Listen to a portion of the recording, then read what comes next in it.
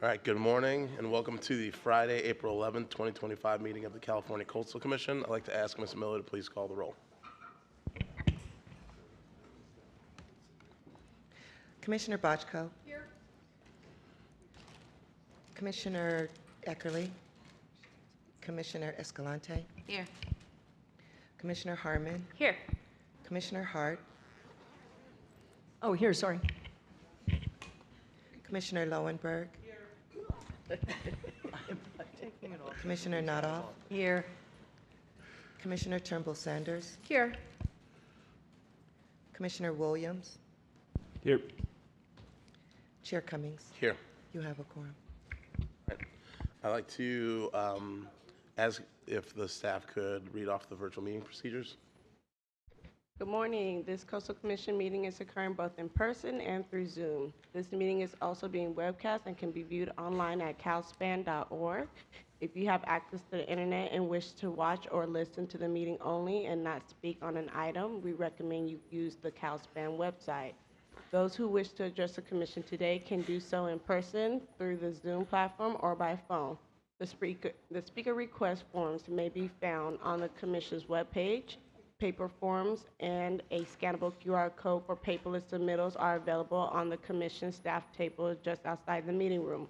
For those on Zoom, we have posted virtual hearing procedures on the Commission's agendas webpage, which is a guide on providing comments via Zoom or by phone. Members of the public speaking during general public comments may be given up to 2 minutes to speak at the discretion of the chair. Requests to speak during general public comment period will not be accepted after 9 a.m.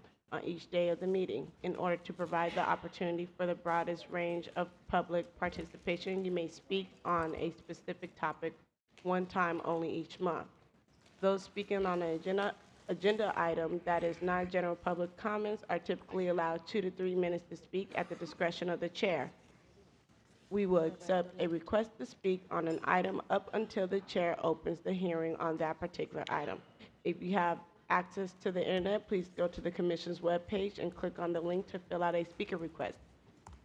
If you do not have internet access or prefer to testify by phone, please call the Commission staff at 562-477-9089. Again, that number is 562-477-9089.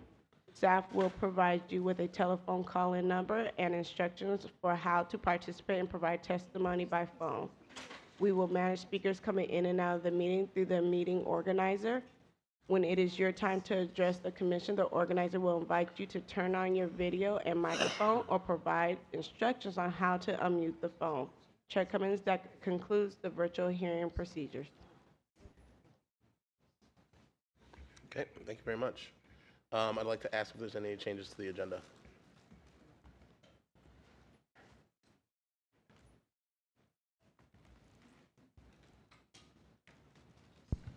Sorry about that.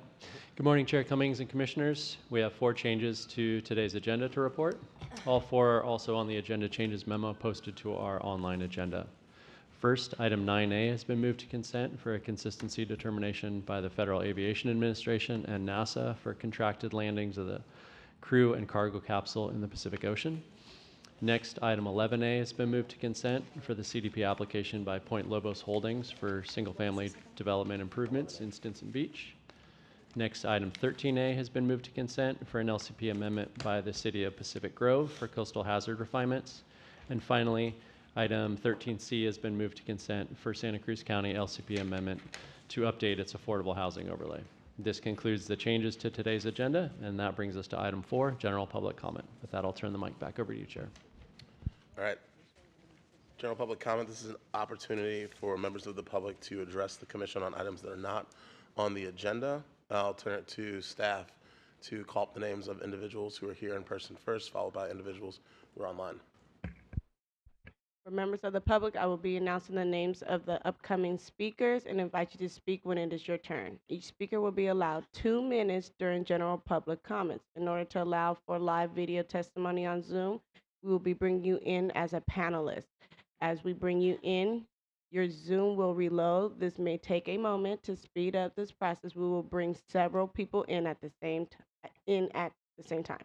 But please remain muted and keep your video off until we ask you to speak. After your time is up, you'll be moved back to attendee mode. For the members of the public present in the room, I will call your name in order that they appear on our sign-up list. When you hear your name, please line up behind the podium and announce yourself with your name when you approach to speak. Several helpful tips. There is a raise hand function that will help us find you in the attendee list. If you are using a phone for audio, you can raise your hand by dialing *9. If you are participating by Zoom, you should see the button on your Zoom screen. If you have signed up to speak for this item and are able to do so, please raise your hand now. When it is your time to speak, we will invite you to unmute and turn on your camera. You can unmute yourself on a phone by dialing *6. Please remember to state your name for the record. First up, we have Nicholas Bua, Craig Woodman, Daryl Gale, Guru Bhatt, and Brett Ballett. Nicholas, you can unmute yourself. You're on Zoom. Hello. Good morning. Thank you so much for this opportunity. I just got, so my project that has been funded by a grant is to take a bunch of students to the Catalina Island Marine Institute, and they're coming back and presenting to the remaining students here at school. We just got back from it this weekend, so I don't have anything fully prepared, but I did have a lot of really positive feedback, both from the parents and the students. One parent in particular has shifted her son's career focus, and he came back so excited about protecting marine and coastal ecosystems just because he was able to experience it. And so I'm really grateful for you guys for this opportunity for our students. I work at a school with students who mostly live below the poverty line, and they don't get this opportunity. And so I'm grateful to you guys for giving them that opportunity. Thank you. Next is Craig Woodman, followed by Daryl Gale, followed by Guru Bhatt, followed by Brett Ballett. If you're here, go ahead and step up to the podium. All right, moving on. Steve Ray, Rachel Wilson, Jim Holt. If you can, go ahead and step up to the podium.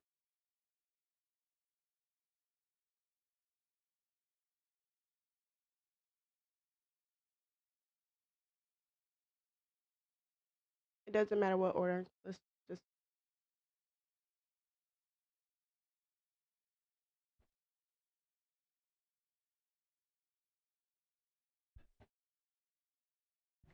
On now? Okay, yes. Okay, I'm Daryl Gale, also known as Connie Canister. Hi, Nuclear Regulatory Commission. It's me again, Connie Canister. Remember we talked a few months ago? Well, I have another question for you. I was driving home on the 5 from work. I'm a science teacher at San Onofre Middle School. We can see the plant from the playground. So I saw a commotion and I stopped the car. The beach was covered with these cute little octopuses all over the beach. They were just adorable. So I picked them up. 2 of them jumped on me. I picked them up and I put them in my bathtub. Next day, I brought them to school. What? I shouldn't have picked them up and taken them home or to the school? You want to check them out? Okay, but they're my pets. When you come here, give my class a lecture on how it's safe to leave nuclear waste on the beach. They need to hear it from a responsible government agency. Bye.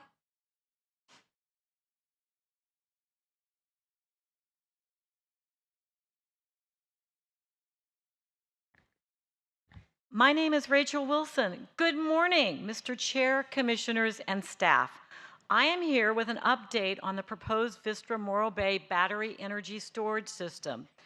On April 4th, Vistra formally withdrew their application with the City of Morro Bay to build their proposed BESS right across the street from an estuary and sea otters in the heart of our tourist community.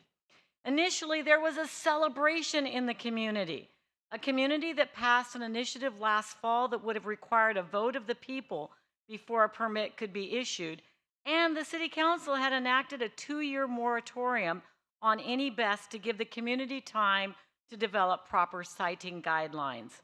This was a short-lived celebration. Vistra let us know that they are considering opting in to use AB 205, which takes the decision away from Morro Bay and gives it to the California Energy Commission.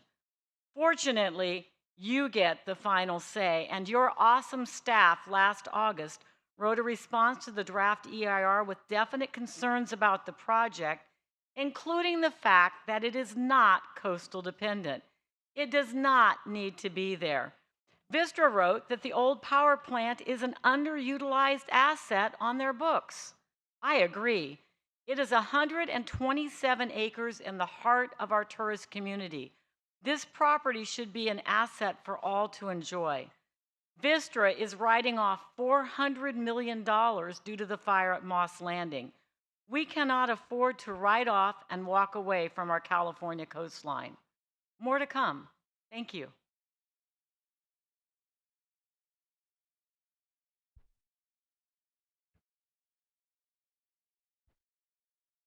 Jim Holtz.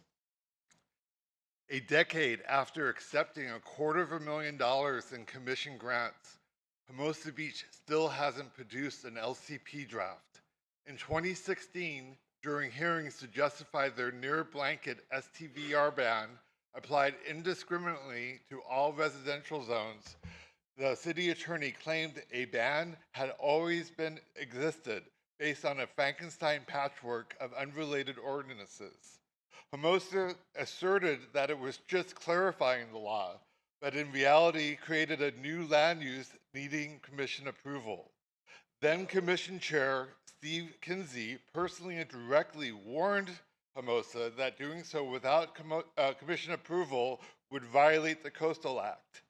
A council member dismissed that letter publicly at a meeting, saying, "That's just staff members' opinion." Hermosa defiance of the commission endures. At a city council meeting a couple weeks ago, attorney Frank Angel, who sued the city on the behalf of a homeowner, fined $2,500 just for listing his bedroom in his own home near the Strand, had his timely written comment excluded and his Zoom call conveniently failed, with no effort to reconnect him.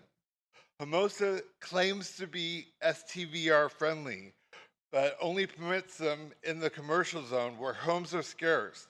Just 20 are permitted, though it's unclear on how many of those are actually in the coastal zone.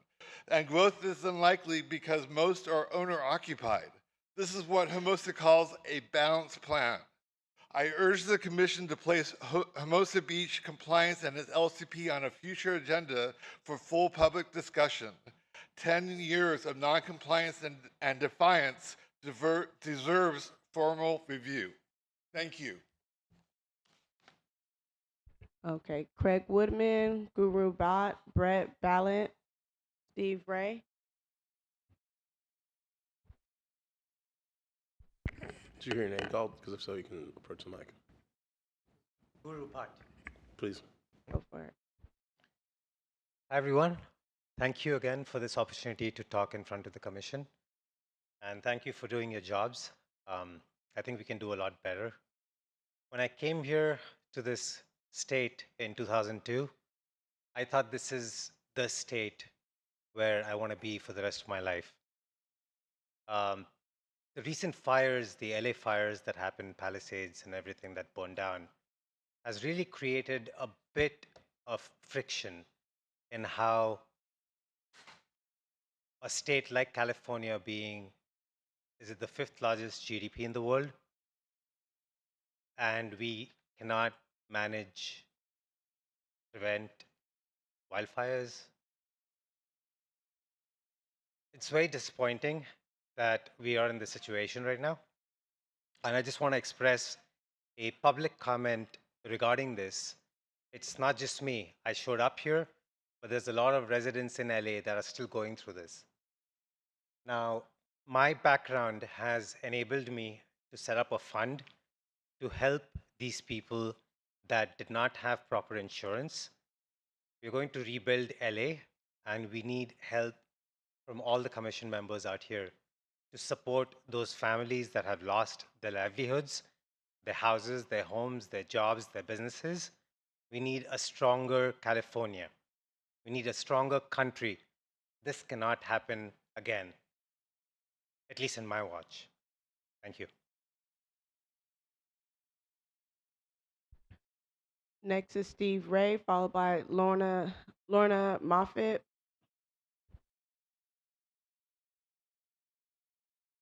Okay, Steve Ray, Renee Garcia, Brett Ballot. They're here now. Then followed by Lorna Moffitt, followed by Brian Rosen, followed by Melody Mayer.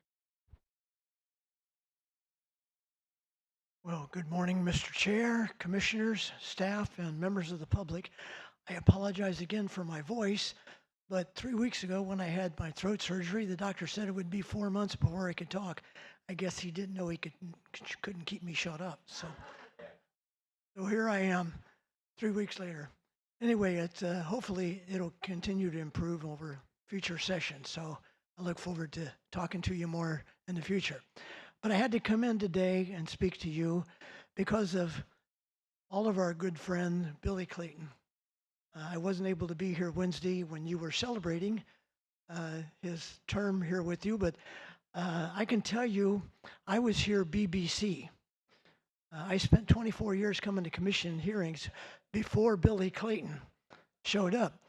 And meetings were quite an adventure in those days. But Billy and his crew have come in and really, really made this commission run so smoothly. And for that, we're all grateful. And Billy, I want you to know that all of the female associates that work with me for all these years have all asked me to give you a big hug and a big kiss for them.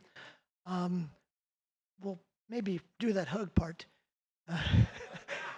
You can call them about the kisses.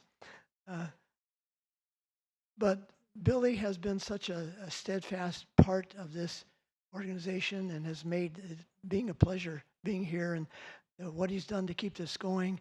The one good thing about him leaving is he's leaving a good crew with you. Anthony and Ray back there, and then other new guy that's going to be coming in are going to be taking care of all of us real closely. But Billy, it's been a pleasure, brother, and look forward to seeing you out there on the road.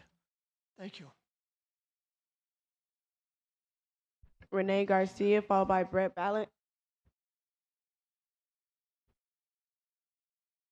Yes. Hello. Hi, my name is Renee Garcia.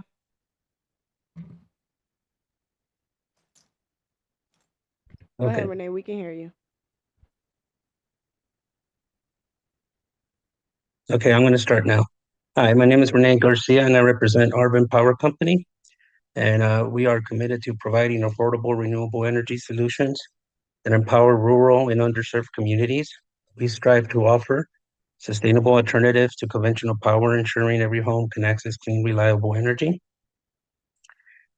And we establish APC directly to address the state's needs by supplying renewable energy to underprivileged California communities. APC will provide a cost-effective alternative to PG&E. The city of Arvin, California recognizes the importance of offering its residents a more affordable electricity choice beyond their current provider. Arvin is a rural community predominantly comprised of low-income Hispanic farm workers and truck drivers who are APC's target customers. APC services bring peace of mind to these dedicated residents, easing the burden of navigating complexities of solar leases or state-sponsored no-cost rooftop initiatives.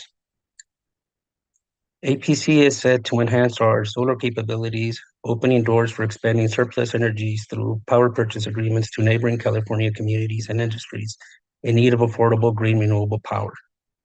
Now, me and my family own 445 acres near Arvin, California, where the initial 100-acre APC solar farm will be developed to fulfill the energy needs of Arvin residents. The remaining 345 acres will be available for the future growth. The Garcias have lived in Arvin their entire lives, and we are among the founding members of the Arvin Power Project. Brett. Thank you, Renee. Excuse me, I got a cold as well, but the show must go on, right? My name is Brett Balint McNee. We represent an ecosystem of companies. Arvin Power Company is the solar microgrid source for several things. Not only powering the town, I stated this last month in Sacramento with our Lieutenant Governor. She's not here today, is she? All right. So that project was on plate for 5 years. It's been held up 4 years because of superfluous regulations of the CUC and Casio, as well as the utility does not want to lose 5,000 customers. But at the same time, they don't serve them very well, give them blackouts. It's called life on the edge of the grid. They have blackouts in the summer, 100-degree weather, and all that sort of stuff, as well as the school system there. But Onward and Upward and Joint Energy System Corp are married at the hip. My business partner is Michael DeCostola. He's out of Chicago. We're the largest patent holders in 40 countries, 7 territories. We just got patents granted also in Germany for everything AAM and UAM, urban air mobility, advanced air mobility. In fact, many of those are our trademarks. We just got recently awarded as well on a federal level. Onward and Upward is an SPC, a special purpose entity, intent on being a B corporation. If you're not familiar with what a B corporation is. So if Joby Aviation, you heard of that aircraft, Joby is electric aircraft, and Archer Aviation, if those are our flying cars, we are the highway. Let me repeat, we are the highway. So every on-ramps, off-ramps, bus stops are vertiports you can land on. If you don't pay for our license, you can't land, you can't take off. That's how it is in Germany. So everything in other countries that's granted. Our U.S. patent portfolio is about 8-9 months overdue at the patent office, and that baby's got to be versed sometime soon. If not, we're going to get that. We're going to sue the patent office or have it doged, one of the two, because it's a dereliction of duty at this point.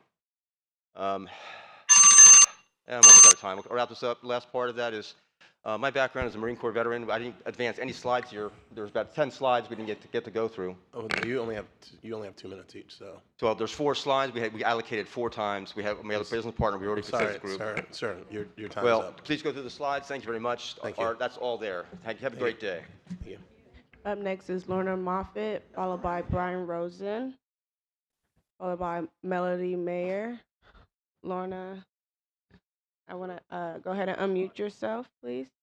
Excuse me, sir. Excuse me, sir. Please don't harass our staff. Thank you. Hello. This is Lorna Moffitt. Is it my turn? Yes, ma'am. Go ahead and speak. Good morning, commissioners. Lorna Moffitt here. Fuel reduction can seem like a benevolent prospect, but what worries me is the cutting down of thousands of trees and thinning out forests, because the science does not support that notion.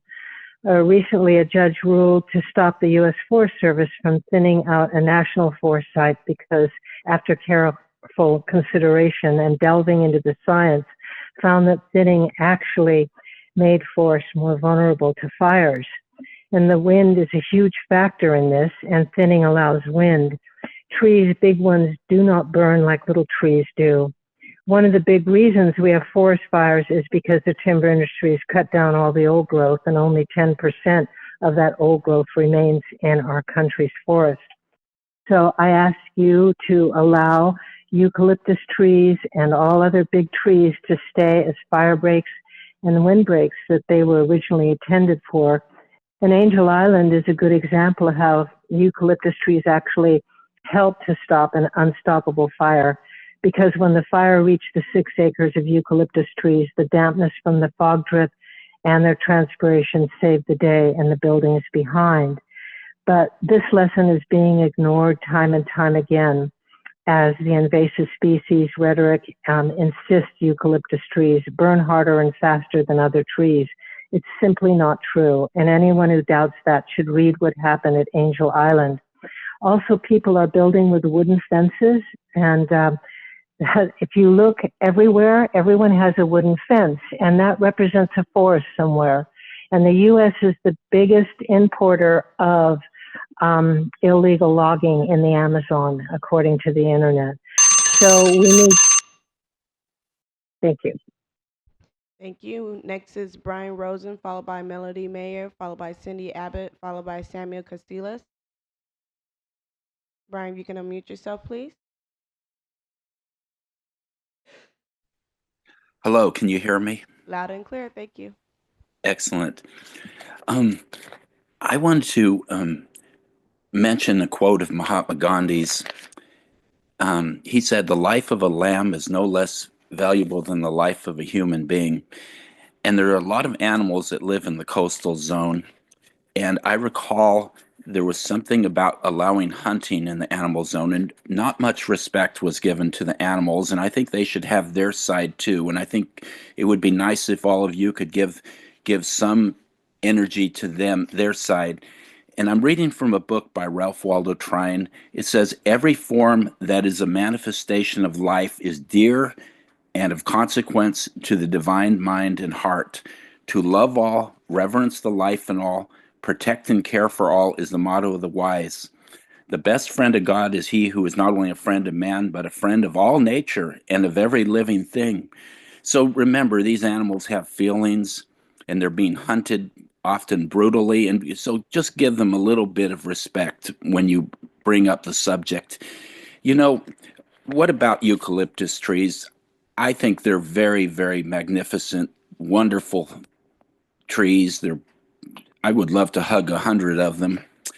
And okay, so they're not native. I'm not native, I guess, because my relatives came from Europe. Apparently, but they were born here. A lot of eucalyptus. I was born here. The seeds sprouted. They were born here, and they produce a tremendous amount of oxygen, and they're very important. And we don't have to have a hatred towards the eucalyptus trees. We can respect them. They have a place. The regular trees have a place.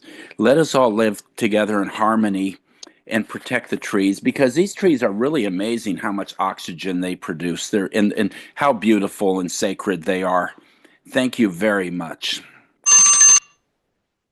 Next is Melody Mayer, followed by Cindy Abbott, followed by Samuel Casillas, followed by Jim Kramer. Lastly, Rye Anderson. Not last though, but. Good morning, commissioners and staff. My name is Melody Meyer. I'm an attorney at the Environmental Protection Information Center, or EPIC. I'm here to discuss the Natural Resources Conservation Service and Wildlands Conservancy Rest Creek and Centerville Slough Restoration Project. I'm encouraging the commission to hold off on permitting or its consistency determination for this project until all potential violations on the involved properties are thoroughly looked into and resolved. EPIC witnessed a similar situation of multiple violations at Reservation Ranch, where unpermitted structures like tidal gates and berms disrupted important coastal areas. The difference there was that the full scope of violations was known. In this case, the landowners unfortunately haven't been as cooperative, and they've been reluctant to let Coastal Commission staff visit the properties and have yet to schedule a site visit, which leaves a lot of uncertainty. Even more important for the commission to get a clearer picture of what's going on before moving forward with any permits or consistency determinations. Given these concerns, I encourage the commission to consider using the full range of enforcement tools at its disposal, looking at Public Resources Code 30810 before moving forward. Thank you for your time and your careful consideration. Thank you. Next is Cindy Abbott, followed by Samuel Casillas, followed by Jim Kramer, followed by Rye Anderson, followed by Zoe Collins. Cindy Abbott, if you can unmute yourself, please.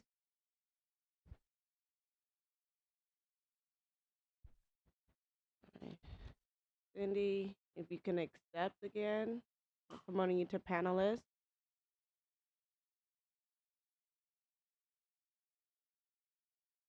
I see you in panelist. If you can please unmute. Good morning, Coastal Commissioners. I'm Cindy Abbott of Pacifica. First, my appreciation to each of you for your unwavering support to preserve the California coast.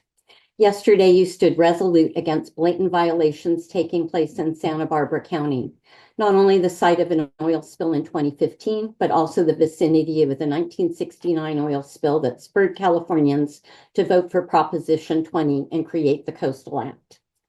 Soon you'll be reviewing Pacifica's update to the 1980 Local Coastal Land Use Plan.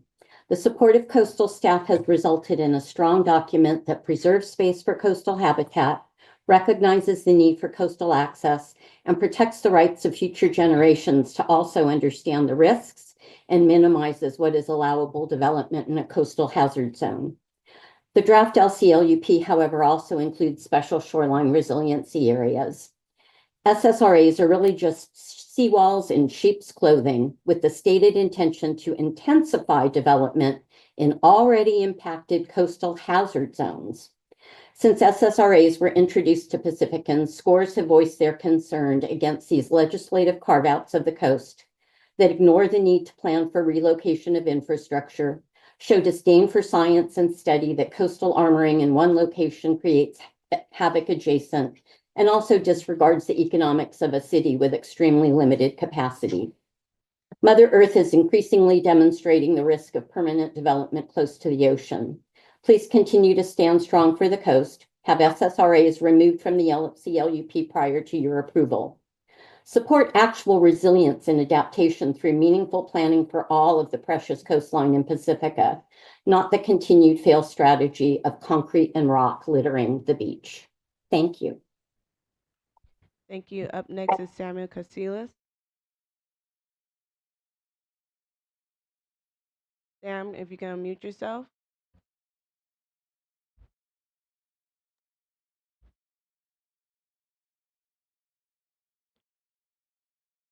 Sam, you can unmute yourself. Okay, so we're going to go to the next person. Okay, there he comes. Here he goes. Yeah. Hi, following up on Cindy's comments, well, I wanted to direct us to a specific site, which is the undeveloped San Pedro Field site. What we want to say about this, it's really a microcosm of violations throughout Pacifica. Next slide, please.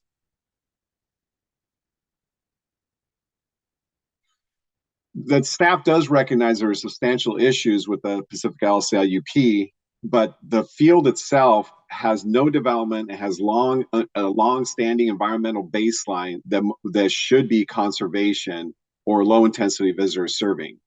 What the city is actually setting itself up for with this change to residential in that area is for a taking. And history has shown our leadership to be willing agents of developers to lean on the fear of taking to allow any and all development in hazard zones. There's also documented ESHA by your own biologists and protected species. And also runoff from the development could not be mitigated, would inundate the ESHA and flood the adjacent existing neighborhood in our homes. On top of that is the documented hazard zone where the city recognizes flooding, tsunami, and hydrology issues and ignoring the site as a potential SB 379 site. The neighborhood overwhelmingly opposes this change to residential based on the science, directly refuting city council members' cynical calls for neighborhood control and neighborhood scale adaptation. The change to LUD to residential would be a substantial and a violation of CEQA. Next slide, please.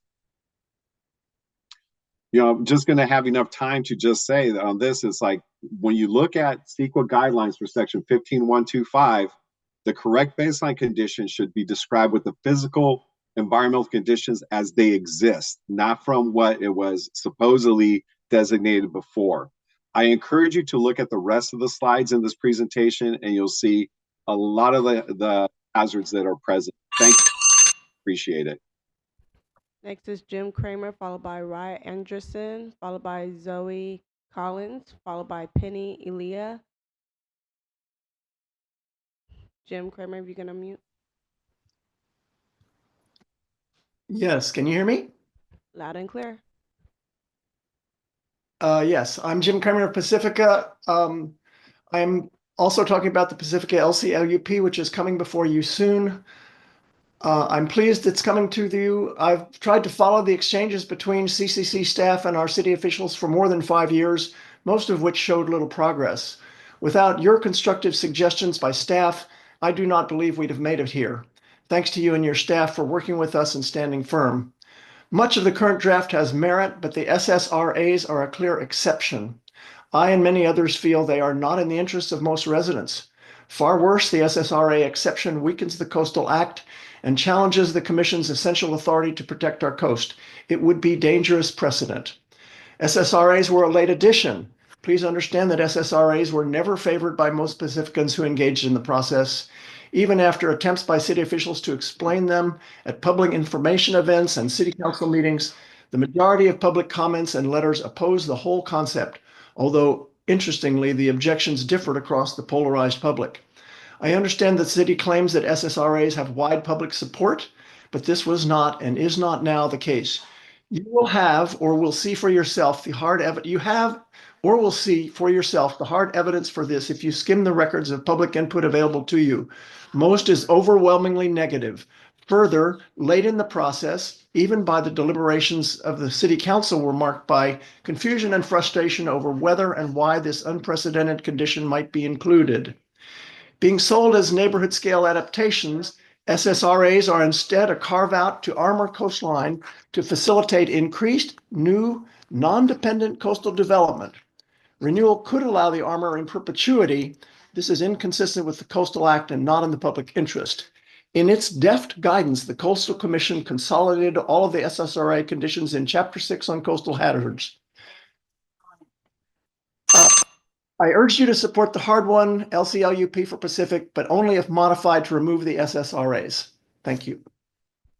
Thank you. Next is Rye Anderson, followed by Zoe Collins, followed by Penny Elia. Rye Anderson, go ahead and unmute. I have some slides. If you could please automatically go through them as I speak. Okay, give us a second.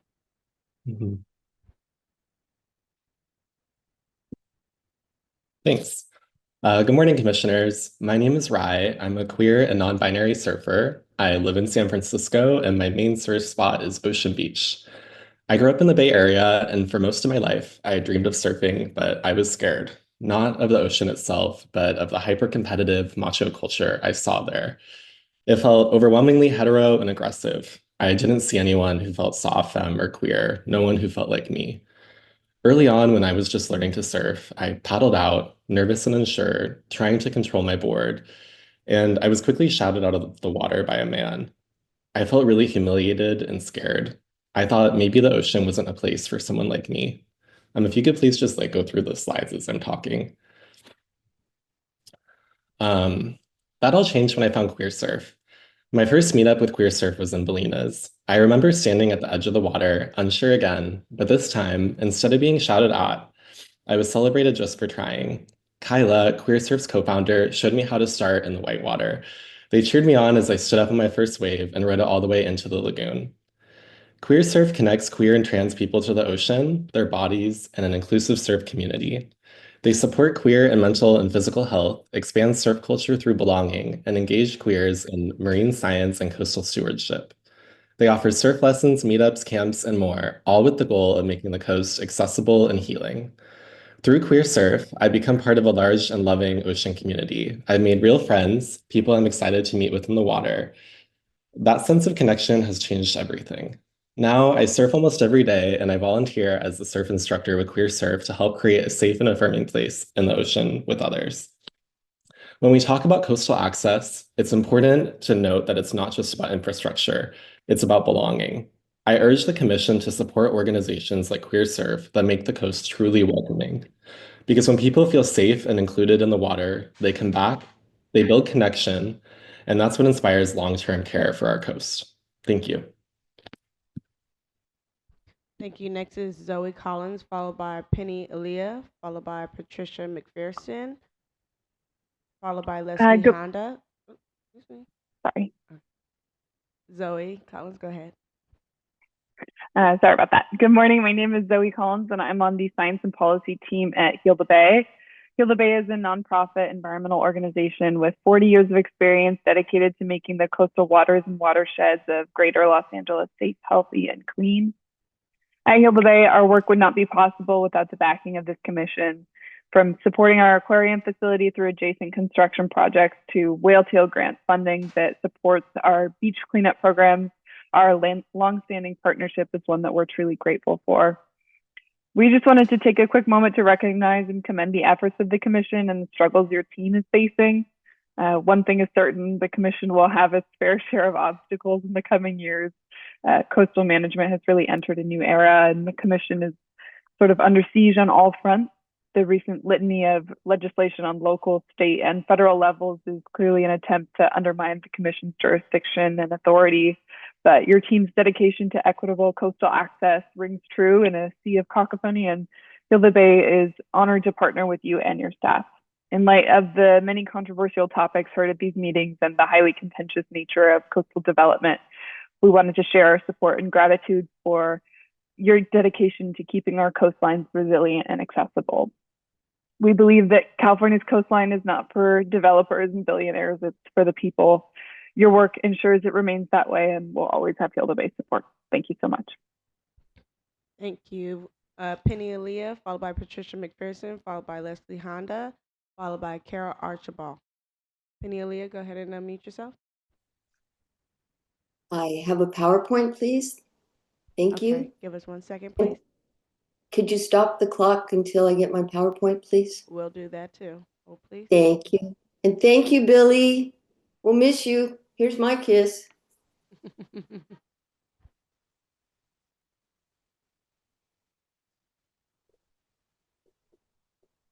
Okay, Ms. Penny, you're good to go. Thank you, ma'am. Good morning, Commissioners. Penny Aaliyah. First of all, many thanks for your strong work on Sable yesterday. A refreshing enforcement of law in what has become a lawless land, and all those young people to witness your strong action. Thank you. I'm coming to you today to ask for your same strong action, please. I spoke with you last December about Federal Consistency's plan to move forward a combined consistency determination and CDP for the Centerville Slough project in Humboldt County in February. Good news, it was postponed and is still postponed, but it will come to you soon. Bad news, the landowner has yet to set an actual date for your staff to visit this site. Your staff has been refused access for a long time. Next slide. Here's a quick overview. Decades of Coastal Act violations remain unaddressed and unresolved. A handful of these violations are outlined in the August 2024 staff report, but nothing can be fully investigated without a site visit. Next slide. Violation, an unpermitted dike seawall 1.5 mile long. 1 mile has an expired emergency CDP, which constitutes a violation. Next slide. The other half mile has never been permitted. Next slide. Violation, an unpermitted dam. Next slide. Violation, multiple unpermitted drainage ditches that serve to drain wetlands. Next slide. Many questions about this project remain unanswered, and one of the biggest questions focuses on tribal consultation. Another big question, why is this project that is so similar to the Commission Enforcement's Reservation Ranch case being handled in a completely different manner? Please work with your staff and don't allow this project to move forward with a permit. This project needs to be handled like Reservation Ranch with a strong enforcement action. Thank you. Thank you. Next is Patricia McPherson, followed by Leslie Honda, followed by Carol Archibald, followed by Robin Rudisil. Patricia? Hi, can you hear me? Yes. Great. First off, thank you, Steve Ray, for bringing up Billy with AGP. If you are truly leaving, I want to say thank you so much for 20 plus years of all your service, and I will so miss you. I believe we all will, and keep up the music. The other thing is I am Patricia McPherson, Grassroots Coalition. I received several kickbacks, bounce backs from emails sent to the commissioners. And I would just like to remind all of the commissioners, as we have new ones, that you may not be aware that the Coastal Commission email addresses came to you via Grassroots Coalition litigation with the Coastal Commission, which our settlement agreement included the commission email addresses. Previous to the settlement agreement, the commissioners only had personal email addresses to which the appearance might appear to be ex parte, and we were very uncomfortable with that. the commission emails alongside a copy to staff is not ex parte. This is our only avenue of communication outside of ex parte, which we can provide to commissioners with ample time prior to the commission's online communications file being made available to the commissioners, because the communication file provided by the commission is provided only a scant few days ahead of a meeting, which is likely not enough time to really consider the input from the public. Please, we need you to be the guardians and guardrails of informed decision-making. So please open up these emails, do not have them bounce back. And it's a gift for us to be able to provide this to you in a timely fashion, for you to not have to rush to go through the information that we have worked to provide to you. Thank you. Thank you. Next is Leslie Honda, followed by Carol Archibald, followed by Robin Rudisil. Leslie Honda, can you unmute yourself? Can you hear me? Yes. I also have slides, or one slide. Okay, 1 second, please. Thank you. All right. Honorable members of the commission and the public, my name is Leslie Honda, the lead ornithologist from the San Diego Bird Alliance. First, I want to thank the commission and reiterate our appreciation of past actions prioritizing bird and wildlife conservation by protecting Boomer Beach, Point La Jolla, and the Cove, and the immediate response last summer protecting the breeding terns in Mission Bay. Groups that work hard to protect the wildlife and habitat in San Diego were very disappointed to receive notification from the Regional Water Quality Control Board that the city of San Diego will resume spraying chemicals on the La Jolla Bluffs in the sensitive Montlahail State Marine Reserve after 2 years of not spraying. The city of San Diego should not be spraying any chemicals in the sensitive ecological area due to heavy use by breeding seabirds, marine mammals, and the marine biodiversity that includes several endangered species. In absence of the Water Board oversight, we strongly urge the commission to step in to protect this area. We are concerned about the impacts on breeding birds of conservation concern Brandt's cormorant and western gold 2024 U.S. Fish and Wildlife Conservation Priorities. Per the Migratory Bird Treaty Act and CDFG Code 3503, chemicals should not be sprayed anywhere near young flightless birds or porous eggshells or in areas where adult breeding birds and marine mammals congregate. Chicks and eggs are especially vulnerable to chemical exposure by transference from the feet and feathers of adults, and young birds are unable to rinse the chemicals off in the water for 8 weeks when flightless. Ingestion of chemicals when birds preen feathers and in marine mammals from the mother's fur when pups nurse is also a concern, as the young have lower thresholds compared to body weight of humans. Ocean conditions are unpredictable from climate change, with 2024 another record-breaking year of warm marine temperatures, with concerns for rampant wildlife illnesses, including domoic acid poisoning and avian flu. Why take this risk exposing wildlife to chemicals when they already face numerous challenges for species survival? Thank you for your time and consideration. Thank you. Next is Carol Archibald, followed by Robin Rudisil, followed by Diana Sandoval. Carol Archibald, please unmute yourself.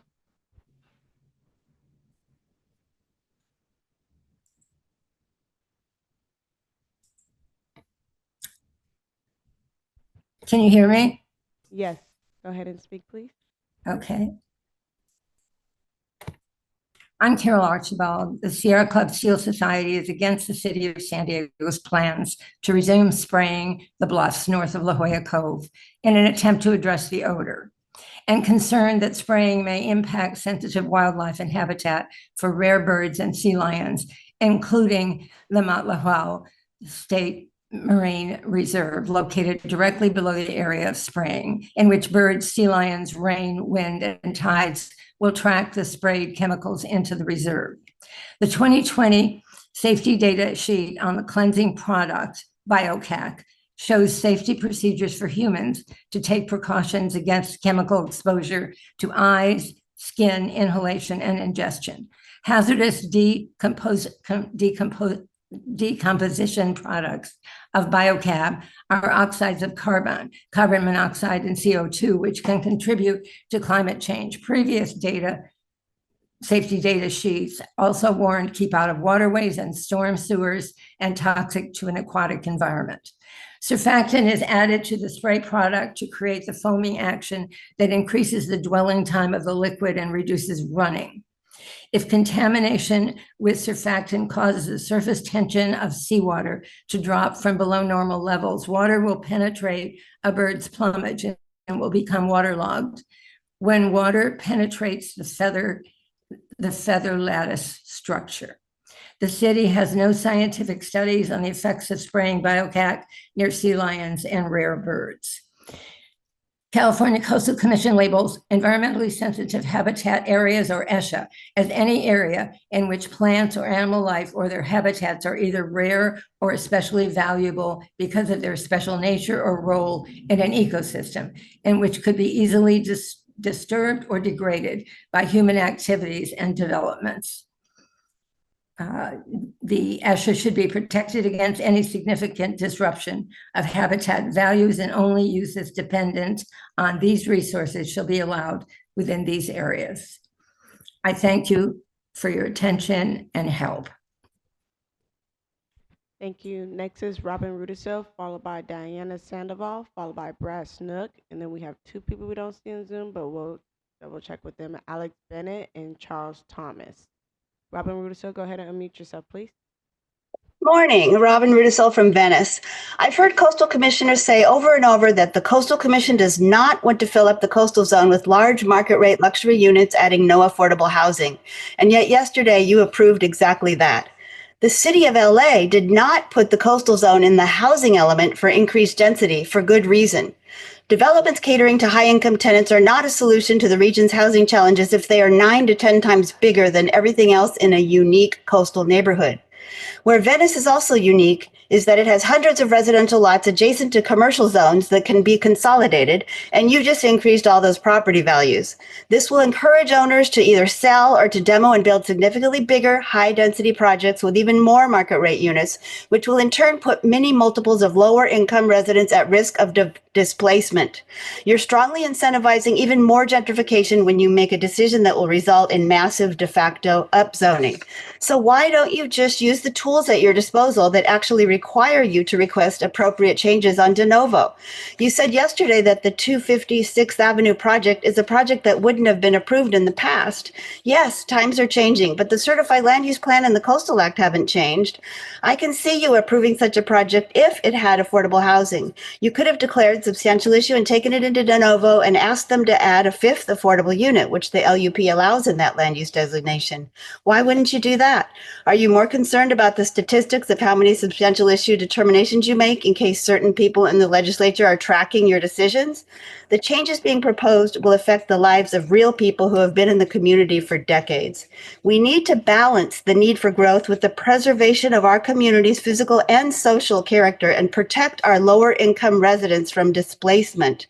But lastly, I would be remiss if I did not say your kindness and empathy in your final remarks to the residents who are fighting for their neighborhood was very special and truly appreciated.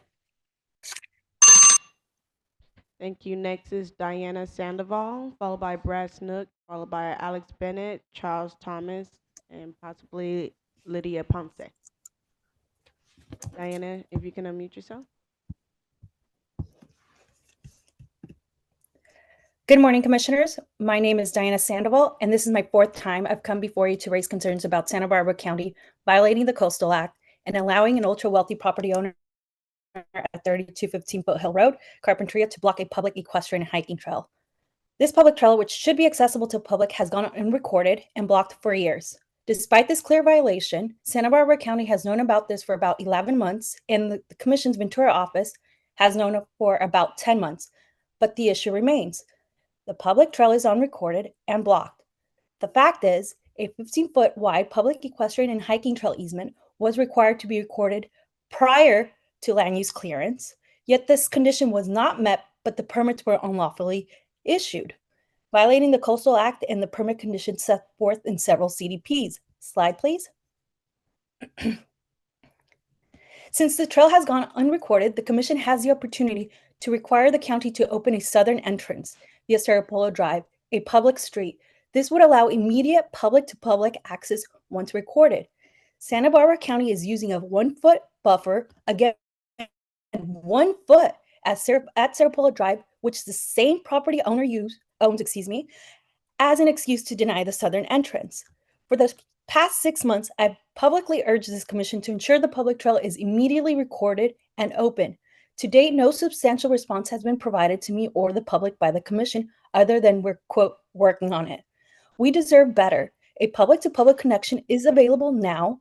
If the commission does not act now, I fear the public will never enjoy this hiking and equestrian trail, as Santa Barbara County has a history of unlawfully exempting this property from the Coastal Act.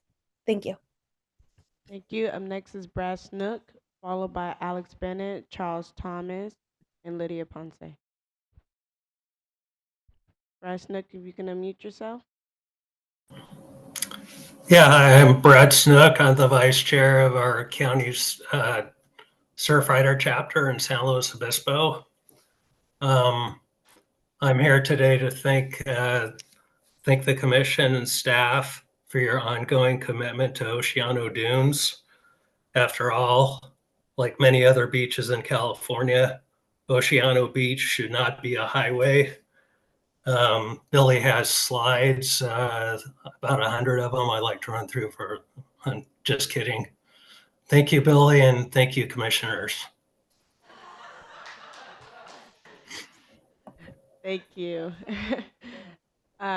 We don't see Alex Bennett or Charles Thomas, so we're going to go right to Lydia Ponce. Lydia, Good morning, relatives. I was speaking with you prior about the disaster gentrification that's happening because of the fires. That does not mean that we do not want to share space and be in good community and good relations with all of our relatives.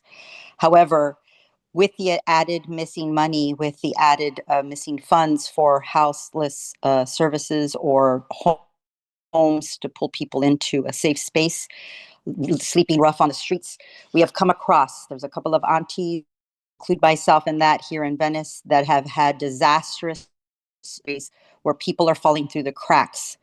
Our CD11 representative is now the mayor of Pacific Palace. She is the fire that has gone through to sweep people's belongings. What I'm saying is that the people that are deserving of having time from the county and the city, they've all been notified that one person have a fire in one of the 15 buildings was not given Airbnb. She's affected by a fire. She was not given an Airbnb. Young relative, Black relative, who actually has been sleeping in her car for 2 months, and everybody knows about that. So this is very selective and it's very racist. We have a lot of people with a lot of mold in these affordable buildings. So either they were built with inferior materials or pipes that are leaking are not fixed, maybe inferior materials there. People are being told, a lot of residents are being told, sign on the dot, we'll get you another voucher, and they're basically being evicted. There's ways to evict people. They're running out of money. 26 December of 2026, the county, the city, you cut it, whichever way you look at it, money is missing that was so set aside for the most awesome humanitarian thing. That's why we keep saying people, all the relatives on the streets. The person didn't have their rent paid by St. Joseph's. And what happened was St. Joseph said they were going to show up at court because this one gentleman who's actually has his daughter didn't show up to court. He's now being evicted. Help us, please. Help us, please. Thank you. Okay, so we have a phone number ending in 902. I'm going to allow you to talk. Hopefully you're either Alex Bennett or Charles Thomas. Please state your name. Good morning. I attempted to register through the speaker portal many times yesterday and was not able to. My name is Nina Beatty. I want to comment on the geophysical surveys that Monterey Bay Aquarium and other agencies are using in the coastal and delta waters. They are claiming, along with state and federal agencies, that because the sonar frequencies are outside hearing range, there's no problem. But this is dangerously wrong. It's pseudoscience, and it's urgent that the Coastal Commission step in because the ocean is being maimed. Sound is a wave of pressure that acts just like an actual wave. It can move through both solids and liquids and pass through our bodies as well. That's the actual science. There's two issues, main issues, the sound intensity or strength, which is related to the decibels, and the resonance and harmonics, which is related to the frequencies. 150 decibels can kill you. Lower decibel levels damage internal organs, including the lungs, rupture membranes, cause embolisms, and cause animals to strand. OSHA's maximum permitted decibels for humans for 1/2 hour is only 110 decibels. Military LRAD weapons operate at 162 decibels. Mabari and other survey equipment blast at 221 decibels, shattering lethal levels that are as loud as a Saturn V rocket, which would destroy the rocket except for sound deflection equipment. Decibels are logarithmic. By my calculations, 221 decibels are 1 trillion times more powerful than OSHA limits. Powerful resonance of the sonar frequencies also damage organs and whole bodies, just as a wine glass shatters on the right frequency, and the Tacoma Narrows Bridge is another example. In addition, sound travels much farther in water than in the air, increasing impacts to wildlife farther away. None of this is being considered. Sonar surveys are devastating everything up and down the food chain: plankton, krill, fish, seals and sea lions, otters, crab, squid, octopus, starfish, dolphins, turtles, diving birds, whales, and any humans in the water. It's damaging this fragile ecosystem, and these surveys appear to violate CCR Title 14, Section 632B 74, which says in part it's unlawful to injure, damage, or take any living marine resource except recreational commercial take. These surveys are even happening in near marine protected areas. Please stop these dangerous surveys before more ocean animals are destroyed. Thank you for taking my call. Thank you. That completes our public comment. Okay. I'd like to bring it back to the commission to see if there's any questions or comments from commissioners on anything that was mentioned during public comment. Seeing none, or Commissioner Noloff? I was just wondering about Hermosa Beach and where that is in the LCP development. I'm going to have to look into that and bring back information on it. I noted it in my to go check with staff, see status, but we can let you know. Thanks. All right, seeing no further questions or comments, I did also want to just see if there's any response regarding the Santa Barbara hiking equestrian trail that's been blocked. Again, unfortunately, Lisa Hagee left before I had the chance to ask her, and so again, I don't have an update for you, but I've noted it, and I will come back with an update next month. Okay, sounds good. Thank you. All right, that concludes general public comment. We'll move on to item number 5, consent calendar, and so I'll turn it back to staff to open us up on this item. Thank you, Chair. We don't have any items that are agendized on the consent calendar, so that moves us to item 6. That's for items to be moved from the regular to the consent calendar for all districts on the agenda today. As mentioned during the agenda changes earlier this morning, there are 4 items that staff recommends be moved to the consent calendar. Those are 9A for consistency determination by FAA and NASA for contracted landings of a crew and cargo capsule in the Pacific Ocean. Item 11A for the CDP application by Point Lobos Holdings in Stinson Beach. Item 13A for the LCP amendment by the City of Pacific Grove. Item 13C for Santa Cruz County LCP amendment to update its affordable housing overlay. I wanted to quickly highlight that last item, the affordable housing LCP amendment, is one staff appreciates working with Santa Cruz County on, is glad to be able to bring it forward for your consideration as submitted. It's our understanding it has broad community support as well. I'd also note that in regard to item 9A, we received one email from a member of the public, Lisa Savage, raising concerns about future increases in the number of landings and noise and debris they may generate. These concerns are addressed in both the staff report and addendum, but to summarize, the project is limited to NASA contracted movement of NASA astronauts and cargo such as scientific equipment back to Earth from the International Space Station, landing in the Pacific Ocean about 12 miles offshore of Southern California. Any future increase would be subject to additional review, and we determined that the landing location far offshore and expected full recovery of capsule and parachutes minimize potential release of marine debris. Regarding sound, FAA and NASA show in their consistency determination that sonic booms generated from this activity would be significantly less than those associated with the rocket launches the Commission has recently reviewed and would not extend onshore, minimizing potential effects to marine wildlife. I believe we also have 2 speakers signed up on this item, but staff continues to recommend inclusion of this CD on the consent calendar and is not aware of any opposition to the other projects moved to the consent calendar. The applicants are in agreement with the staff recommendations, and we're therefore recommending that the commission vote and approve this item. Thank you very much. Are there any members of the public signed up to speak on any item on the consent calendar? Yes, for F9, we have Lorna Moffitt and Brian Rosen and Nina Beatty. And then for F13, Joseph Sidor is available for questions, and John Bigg is wish to speak as well. Okay. So if you heard your name, are any of those members of the public here in person? No, they are all on Zoom. Okay. We're gonna move on. Lorna, if you can unmute yourself, please.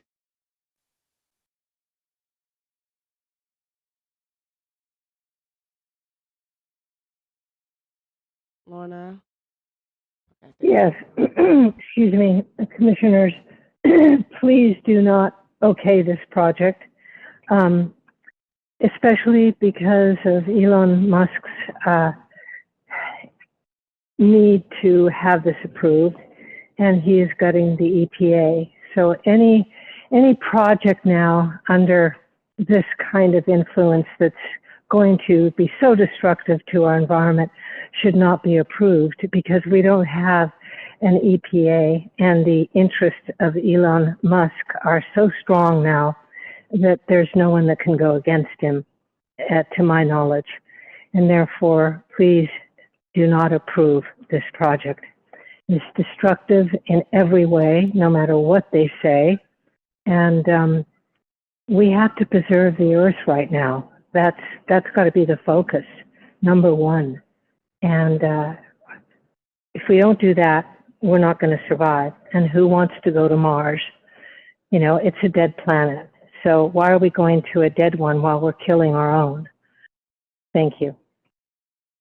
Thank you. Next is Brian Rosen. Brian, if you can unmute yourself. Hi, Brian Rosen here. I wish to, I think it's important to oppose the SpaceX at Vandenberg. It just isn't an appropriate place to have rocket launches with all the harm it does to the environment, the animals, the sonic booms, the space debris. And the Coastal Commission needs to stand for what's right, even if politically SpaceX is going to go through, because it's just not right to do it there. It's out in the desert maybe, but Elon Musk is making so much money off of our government, and he's cutting something like $800 million from Medicaid. He's gutting Social Security. He's getting rid of the food stamps program with the help of the Republican Congress, another $200 billion. The list goes on. And yet we're going to keep giving him millions of dollars. This is not a priority. If they're going to be cutting all the vital programs that benefit the people, that protect the people's health, and getting rid of the Department of Education and so forth, and persecuting anybody who's into DEI, taking out the word gay, canceling the Enola Gay airplane exhibit from the Pentagon because it has the word gay in it, whatever. We shouldn't, they're doing so many horrible things. We need to preserve our money for what's important, not for SpaceX. This is not a priority. There's too many problems on this earth to be spending all this money in so rich people can make their fortunes going into outer space. Maybe someday after we solve some of our problems, we could do that. But in the meantime, there's a lot of suffering people. And under Trump, there's going to be a lot more unless we can somehow stop it. These are ruthless people. Ruthless people. Thank you. Up next is Nina Beatty. Thank you. My name is Nina Beatty. SpaceX plans to impact the Pacific Ocean with Dragon 10 times per year, nearly once a month. And this is just the beginning. At Vandenberg, SpaceX started with 6 per year, then it went to 36, and now the Space Force wants over 100. How many more landings for Dragon? When will space tourism start landing in the Pacific, either from SpaceX or other companies? The sonic booms, the pollution from fuel, dumping drag chutes and ropes, the ships and the planes and the helicopter noise and traffic for retrieval of these vessels, and the accidents. as well as more microwave tracking facilities.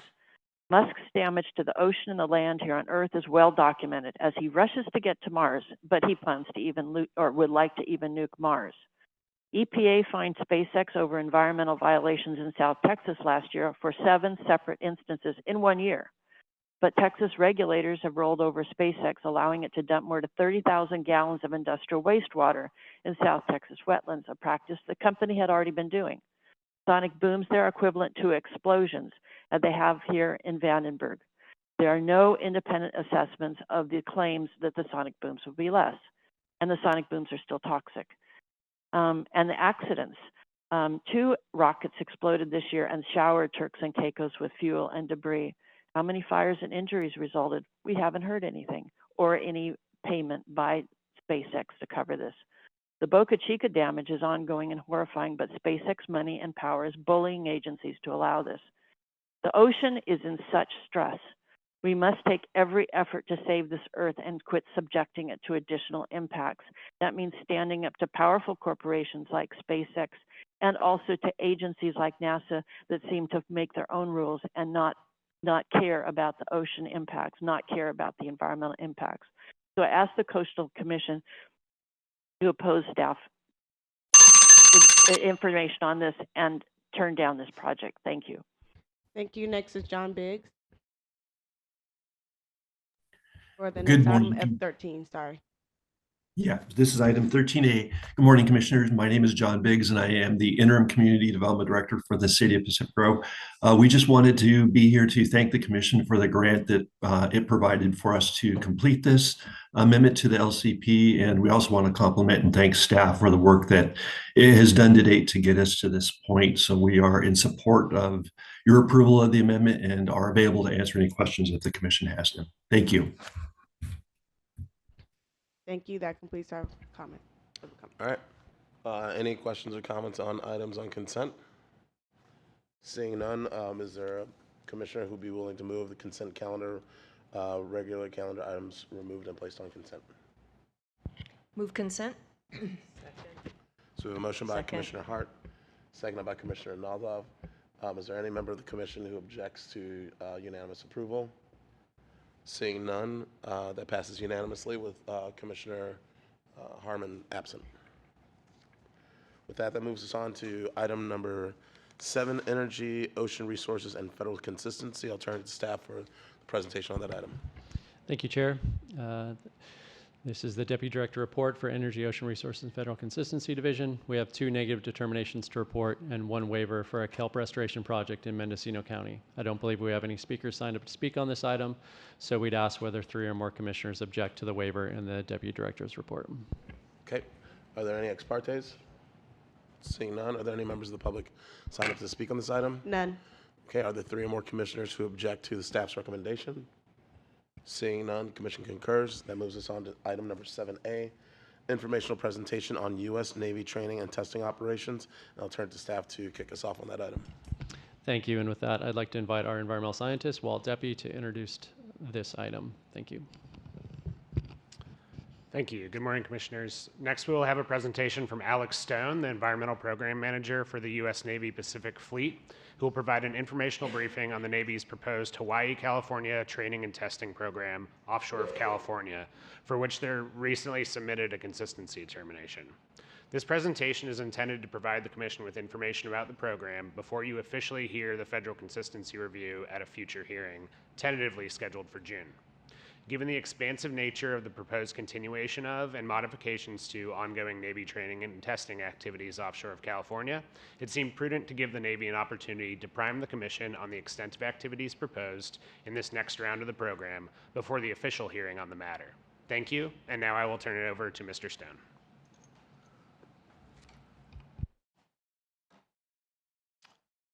Thank you, Chair. Thank you, Commissioners, for the opportunity to speak today. On behalf of the Navy, my name is Alex Stone, and we always welcome the chance to talk about the importance of the training and testing that we do in California and our environmental protection for the coastal resources. So, and I also want to thank the staff, and as Walt mentioned, this is an informational briefing in preparation for the hearing that, like Walt mentioned, is tentatively scheduled for June in San Diego. So next slide. I'm sorry, I probably have to alternate between putting on my glasses to read my slides and at that age here, we're kind of going back and forth. But next slide. So I think we covered this. We've submitted a consistency determination, and I just, by way of a little more background on myself, I have been doing environmental planning for the Navy. I'm with the U.S. Pacific Fleet, which is headquartered in Hawaii, but I am in San Diego, and I've a veteran of many consistency processes over the years for Navy testing and training up and down the coast. So we're coming back, as we'll get into in the presentation, for a new phase, which I'll kind of explain what's changed this phase. So I'll give kind of the overview of kind of the 5 W's, what we're doing, where, the background, and then focus on what's changed for this phase as opposed to the past phases. And then I'll talk a bit about what I think is really the thing that we're most proud of is mitigation measures, how the Navy looks at all of our activities and looks to reduce or avoid impacts wherever we can while we're still doing that critical military mission. So we kind of balance. I'll kind of talk about how we do that. Then I'll mention the other regulatory processes that are underway, just quickly to talk about the other kind of concurrent processes with the federal consistency, and then kind of review some of the prior issues that have been brought up by the commission and kind of where we are with those moving forward. So again, like Walt said, I'm kind of going to keep it at a high level, and I think at the next meeting we'll get more into the specifics of the issues in the consistency determination. But it was suggested to the Navy last time, and like Walt mentioned, that we since it's a lot of information, that we just don't come in at the hearing, so at least you're sort of aware. And also, we are totally available to meet with commissioners separately, individually, if we're absolutely available, because there is quite a bit of activities that are part of this consistency determination. And of course, just the last thing, that obviously the Navy has a huge presence in California, and we really do value the relationship between the Navy and the commission over the many years for not just training and testing, but all of our coastal installations. Value that relationship. Next slide. So just kind of at the most basic, what are the activities? We're talking about all the at-sea training and testing activities we do. This project does not include land areas. We've separated the land areas, and this really focuses on the marine environment. So it doesn't include like the Navy-owned islands that we use for training and testing, like Camp Pendleton. The focus is at sea, but it is all training and testing. We distinguish the two activities, training and testing. Testing is new technology, new platforms that are being developed for introduction into the fleet. And then training is when they're actually in the fleet and we're training sailors in preparation for deployment. So we kind of distinguish the two, even though a lot of the activities are similar, but we talk about testing and training distinctly.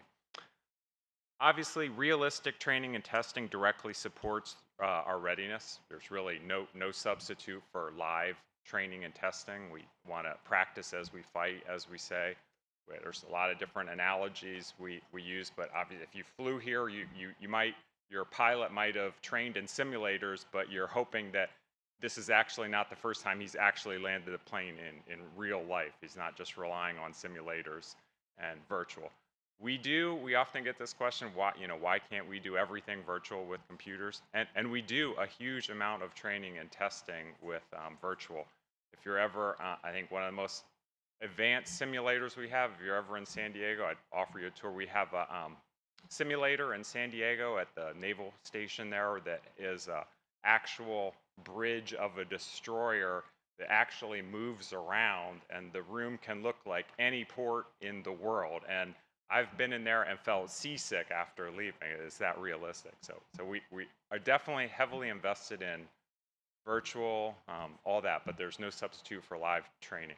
And that's especially important when we get into sonar and explosives, that actually, which is a lot of the focus of the environmental analysis.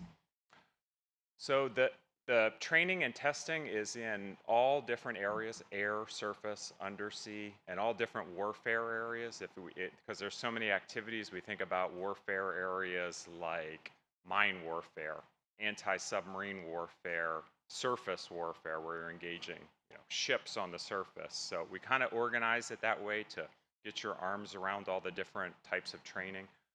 Amphibious warfare, another area where the Navy is bringing the Marines ashore somewhere. So that's kind of, you kind of think about everything that the Navy might do, we really do it here in California. Air, surface, all the different warfare. And again, a lot of the environmental focus is on sonar and explosives, and a lot of our mitigation measures is built around sonar and explosives. Most of the training, just as kind of a broad statement, is conducted far outside the ocean or outside the coastal zone. And when you look at maps, you'll see that. Especially, there are obviously some exceptions, like I talked about amphibious. Obviously, you're going through the coastal zone to move ashore. But most of the more complex, large-scale events are well offshore. The importance of the ranges here, often we get that, why can't you do this further? Do it somewhere else, do it out in the ocean. The importance of the California ranges really they're irreplaceable. We use these ranges to certify our deploying strike groups in the Pacific. For all the forces we have on the West Coast before we deploy them, they rely on Southern California to get that certification. And it's critical that we deploy strike group at a high level of readiness. So we want them to be deployed as best as trained as possible, and we rely on these ranges. So it's a combination of the kind of natural geography we have of where our bases are, the islands, the bathymetry, the offshore area, the infrastructure that the Navy has developed over decades of operating in these same areas. And then, of course, married that with the proximity of our forces. We don't want to have people travel thousands of miles to train. We want them to be able to train near where our forces are based. Next slide. So specifically about the environmental planning process that we're doing right now with the consistency determination, we're currently operate under an EIS and the associated regulatory processes that we completed in 2018. And that was called HSTT. We changed the acronym, and you'll see the reason why. It used to just focus on Southern California, and now it looks across more of the state waters, and I'll show you that on a map. But associated with that EIS, there is a permit that was issued by the National Marine Fisheries Service, which has a 7-year duration. That's governed. The law allows them to issue a permit under the Marine Mammal Protection Act for up to 7 years. So it expires in the end of 2025, which is the reason why we're updating the environmental planning. So, but while that's sort of a requirement that we need to keep our compliance current with the MMPA, it does also allow us to kind of evolve what we're covering and to change the EIS and kind of look strategically. So what the new EIS supports is it allows us to keep doing what we have been doing, and it also includes all new requirements that we have. We're always developing new techniques, new platforms, new systems, and our force structure. If there's forces that are in different places that are now here, we look at the training associated with those. And then, of course, the science. The science is always evolving. So when we do a new EIS, we bring in the latest information about marine mammal density, threshold and criteria that we should be looking at when we evaluate sonar and explosives. So latest science. It also allows us to reassess the study area. Do we need more room, or do we want to change anything? And we'll talk about what that means specifically. And then sort of a strategy and efficiency. Should we combine different things, or there are other things that would be subject to a separate process that makes sense to include here? And I'll talk about those. And then it, of course, supports NIMS, their requirements for NEPA associated with their rulemaking that they go through. But last bullet is an important one that I always want to emphasize is the vast majority of these activities are the same activities in the same areas that we've been doing for decades. There are some changes, but if you look at just the vast majority, we're really the same. Next slide. I mentioned NIMS, NOAA Fisheries, several times. They're a cooperating agency. They work really closely with us. They also are the regulatory agency that we have reporting requirements, adaptive management. They're a partner in us throughout the whole process. We're kind of have a constant, a long-standing relationship. And not just here, really across everywhere where the Navy trains, whether it's further out in the Pacific or on the East Coast. Next slide. So the major changes, the study area changes, I'm going to show on a map, which is better than I can describe it in words. New participating agencies. In the past, it was just the Navy that did include the Marine Corps, but this phase, we're also covering Coast Guard training, which is often done with the Navy or similar to Navy training. Army and Air Force. Not every Army and Air Force activity is in this EIS, but when they're operating with the Navy or operating in a similar way, and this is kind of a reflection of the evolution of maritime activities being more joint service. You know, traditionally, back when I started doing this, it was really only the Navy that was doing activities at sea, and now you have really all the services looking at maritime activities. So we incorporated those activities, reflects kind of more joint operations. And then we are including some range improvements and sustainment projects that I have a list of. That so it's not the training and testing activity, but it's a infrastructure improvement that kind of supports the training, and I'll talk about those as we go through. And then again, there are some new activities. I know I just mentioned on the last slide that it's pretty much the same activities, but there are some new activities. I don't think anyone would be surprised. We have more and more unmanned systems in all areas. I think that's, you know, whether it's air, surface, subsurface, whether it's, you know, how it's integrated, it's, you know, that's evolving almost every day. It's much more unmanned systems. Another one is pile driving. So the environmental issue is the acoustics associated with the pile driving, that training done at Port Hueneme. So that's just an example. There's a few activities, but again, mostly the same type of things.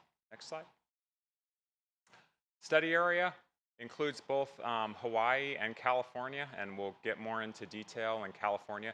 The Hawaii area looks like, you know, half the Pacific Ocean, but really most of the activities take place around the Hawaiian Islands. Not that it's relevant exactly for this conversation, but that larger area is more for like a missile defense type, high altitude intercept, but most of the actual Navy training in Hawaii is around the Hawaiian Islands. But next slide, we'll kind of get more into California.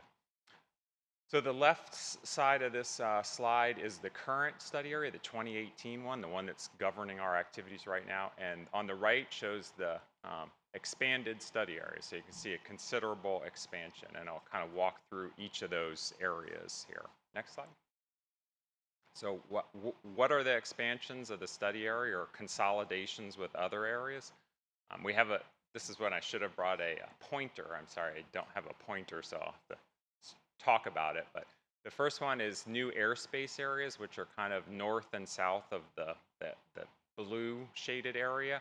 And that is an expansion that we're working with the FAA, so, you know, well offshore of the coastal zone, obviously. But this is kind of reflects our evolution of our tactics to operate our carrier strike group across a larger area. You know, kind of spread out the strike group more, especially the airplanes associated with the strike group. So an airspace proposal. Second bullet, expand more along the California coastline. And this mostly has to, we're not like moving our major exercises closer to the coast. This is really just an area more for for autonomous vessels testing. Port Hueneme, I mentioned, is now part of this. And then the big expansion areas is we're combining two other range areas, the Point Mugu Sea Range, which off of, you know, the coast here in Ventura County, the Central Coast. And that was subject of a separate consistency determination and EIS in the past, although the activities are similar, and I'll talk a little bit more about that. And also the Northern California area, which I'll talk more about also. And then the last study area change is 4 amphibious approach lanes in the Central California area, and I have a map that shows that better. Next slide. So just real quickly, this is the vast majority of the activities are in San Diego and Southern California. This is just kind of the existing range, no change, but this is kind of like the vast majority of the activities take place in this area. So just want to show that with the San Clemente Island is a real sort of center point of a lot of the training. And that area to the west of San Clemente Island is where we have instrumented underwater range, which is important as I'll kind of talk about the expansion of the underwater instrument. These are like cables and hydrophones that we use for kind of like radar, but underwater, so we can track objects underwater. So that's kind of this is the key area for really the whole study area. Next slide. Point Mugu. Point Mugu is, when I talked at the beginning about training versus testing, Point Mugu's focus is really mostly on testing. So there's not the high level of activity that you have in the Southern California area. So these are more like missile type testing, more kind of sophisticated, more like engineers than sailors that are kind of operating in this area. But the activities are similar, and even though this had previously been a separate consistency determination, we're combining it this time because of the similarity of activities and just the efficiency of looking at it more holistically. Next slide. Northern California, I'll try and just make this kind of brief, but Northern California is the reason we have these ranges in Northern California goes back to when the Navy had a bigger presence in the San Francisco area. Obviously, that the Navy has moved south and closed all of our bases in San Francisco area. But these Northern California ranges were the offshore ranges associated with the forces that were in San Francisco. So we previously hadn't been using them heavily because the Navy is in Southern California and San Diego. But we are using them more, so we decided to include them, even though it's a much less level of activity. In the past, it's really mostly been aviation type training because the Navy, we do have our strike fighter jets in the Central Valley at Lemoore, and they fly out over these warning areas. So this is a new area that has kind of a similar area.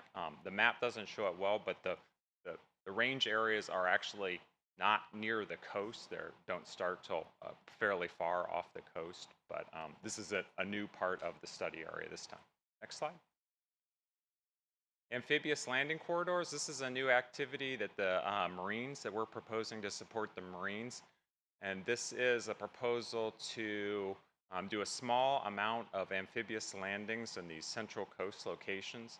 Our EIS is really looking at the Navy getting the Marines to shore. There's a separate process to look at the use of these beaches by the Marines and land use agreements, coastal impacts, other environmental planning process associated with the actual landing. So our scope in this EIS, as I mentioned earlier, is just the at-sea activities. And so there would not be any the only activity in the corridors is the transportation. There's not, not the sonar and explosives that I talked about earlier. It's really just moving from these larger Navy vessels offshore to smaller vessels to these amphibious areas. Next slide. Range modernizations. I talked about the special use airspace. I talked about the expanding the instrumented shallow water areas with instrumentation cables and hydrophones around San Clemente Island.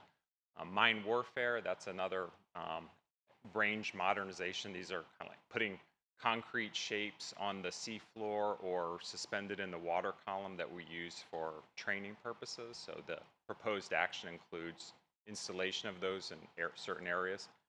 And then also installation and maintenance of an underwater platform, which is like a platform that unmanned underwater vehicles or divers can host from and swim and attach from, and that's proposed off of San Diego, off of Coronado. Next slide.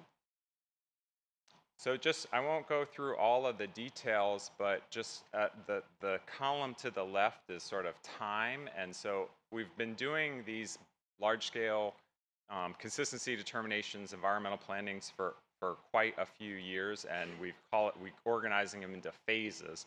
So you can kind of see the trend over the years as to include more activities, like we combine California and Hawaii. We have a range off of Coronado in San Diego called the Silver Strand that used to be its own separate environmental study, EIS. So you can see we've sort of combined them into this one kind of more comprehensive activity, or EIS. And again, it's because the activities are similar and we sort of feel it's more efficient to look at it holistically. Next slide.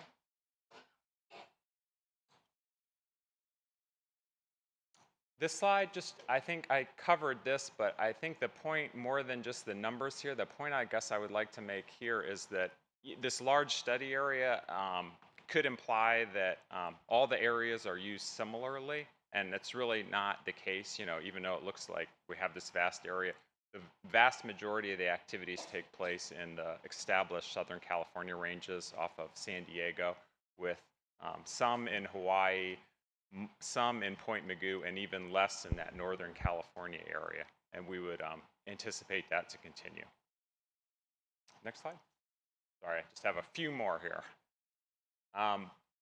Marine mammal, protecting marine species, probably the thing that we're most, as I said at the very beginning, that we're most proud of is how we've taken all these activities, looked at each one of them, figured out how we can reduce environmental impacts while still being able to do the training and testing, which is very complicated because this is training that has to work every day for sailors that come and go and are very busy doing other things. So we spent a huge amount of our time developing these marine mammal mitigation measures and for other species too. And we have a system that sort of automates it. So every time a ship is going to do something, they have a process where they absolutely must follow the environmental procedures that come out of these environmental planning processes. So people like me doing the environmental planning, we figured out the mitigation measures, and then we figured out a way to implement it to make sure it absolutely happens every time. And we kind of organize the mitigation measures into two broad categories. One are activity-based. This is like every time you're doing this activity, you'll do this. And the other one is geographic, like certain areas have restrictions or limitations when you're in a certain area. So we kind of think about them in those two broad categories. Next slide.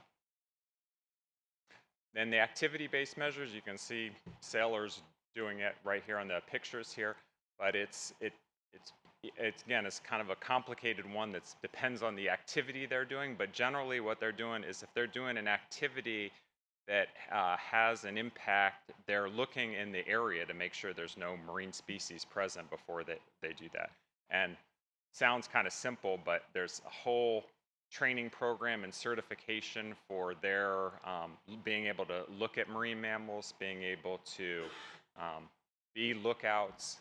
Of course, they're looking for other things, not just marine mammals, but so a whole program, and the techniques they use have been developed with the National Marine Fisheries Service. So we train our sailors in a program that is certified by the National Marine Fisheries Service.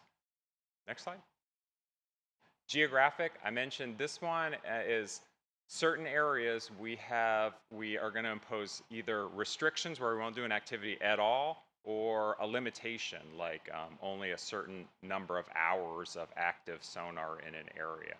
So for this phase, as compared to the last phase, we went back and reassessed all the areas because a lot of these areas were based on a publication by NIMS about biologically important areas. And since the 2018 document, that has completely changed. So we did a reassessment where we look at each of these areas, we look at whether would it actually be beneficial? Are we even doing something there where a geographic mitigation makes sense? And if it is, can we do it there without having an unacceptable impact on training and readiness? So we go through that kind of very deliberative process in each of these new areas and have come up with the mitigation that we're proposing, still subject to all the completion of all the regulatory processes that we're right in the middle of too. So this is kind of our proposal at this stage. And I have a map right next.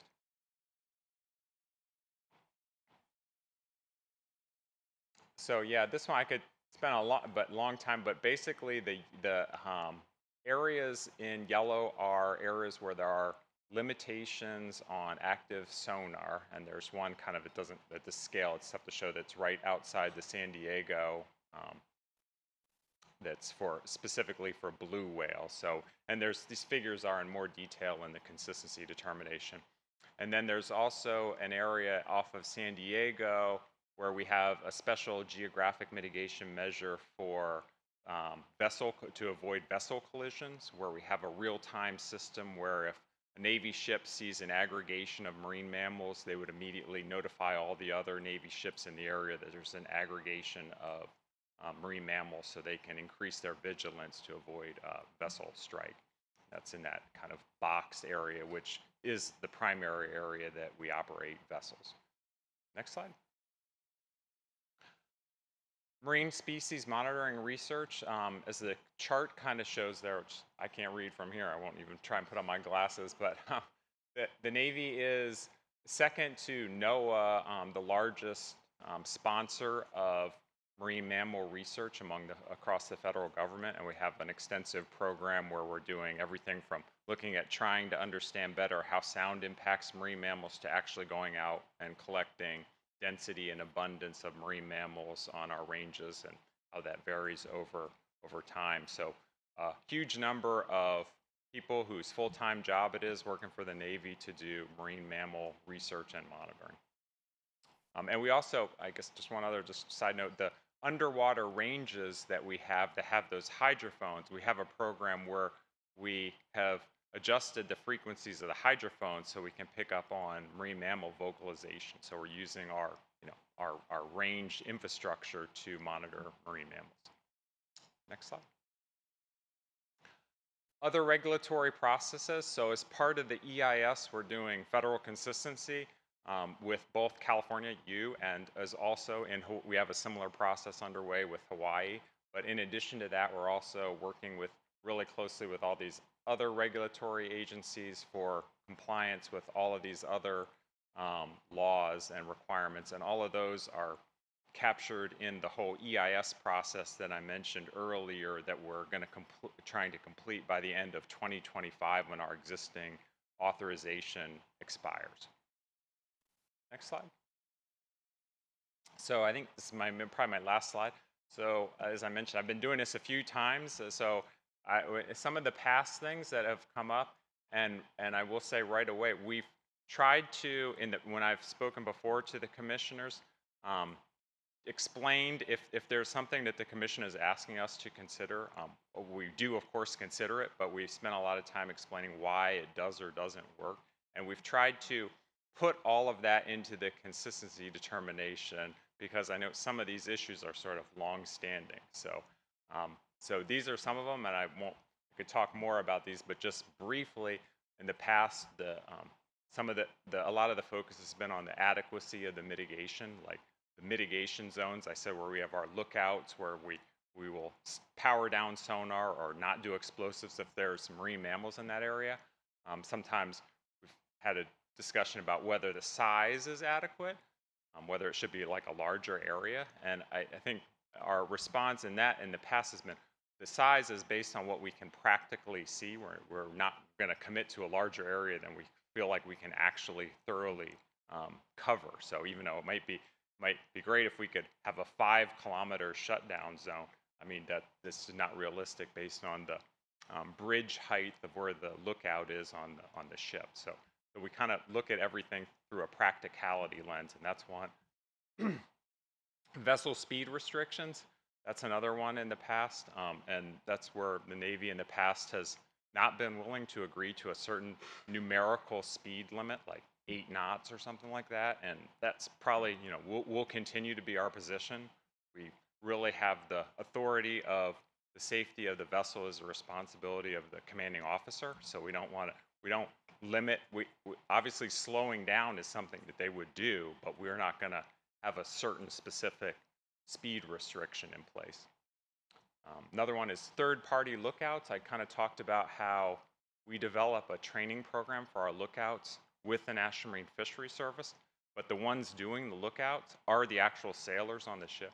And so some people, it's been suggested, should we hire professional marine observers or have the National Marine Fisheries Service themselves on all of our Navy ships? And we've considered that, and it's really just not practical. And we're comfortable with the program that has NIMS with us in the curriculum development, but not actually on our ships. Just not practical for a whole lot of reasons that is in our written explanation. Geographic mitigations, I kind of talked about the process we use. That's been an area in the past, like, can you restrict activities in this area or this area? And we consider all of those, and we kind of have the whole methodology we looked at to develop the mitigation areas that we have. New technologies, again, we're usually close to agreement on that one in the past. It's like, I think if there's a new technology, we're always willing to look at it, but again, it becomes a practicality with the number of ships we have and the turnover of the crews and everything. So sometimes someone comes up with a great idea that might work for a one-time type event, but not for the training we're doing every day. Research and science, that's probably an area we're always willing to collaborate more, because we certainly acknowledge that there is uncertainty in this area about how sound impacts marine mammals and how we can better understand that. And I know the Navy has presented our research and science to the Commission before, and we're always willing to do a specific presentation just on that topic, because that's a whole other presentation in and of itself. And yeah, lastly, I said the CD, we tried to, in our attempt to try and narrow any sort of disagreement and get to agreement, hopefully, in June, we do kind of talk about each of these past issues and sort of how we've tried to work with the Commission on those. Next slide. This is just a schedule. I just want to say to Walt and Cassidy, we're working very closely with the staff, and I really appreciate that. And as I mentioned at the beginning, we really value our relationship. So we've already been, talking about this project as soon as we started, and we're going to keep working with the staff all the way through the development of the staff report and leading to the meeting in June. And this is kind of the schedule. I sort of mentioned everything's working toward completing the process this summer so that we can support our renewal of our permit to continue to allow us to test and train in California. Next slide. There it is. That's what it's all about. Aircraft carrier operating off San Diego. And I guess the last thing to say, if you ever want to come out, get on a ship, get underway, either pierside or underway, I can't guarantee you like a jet ride, but I can definitely get you on that aircraft carrier. I definitely can. Awesome. Well, that's great. Well, thank you so much for that presentation. It's really helpful. I'd like to start by seeing if there's any member of the public signed up to speak on this item. Yes, we have one, Michael Jasny. Michael Jasny, if you can unmute yourself.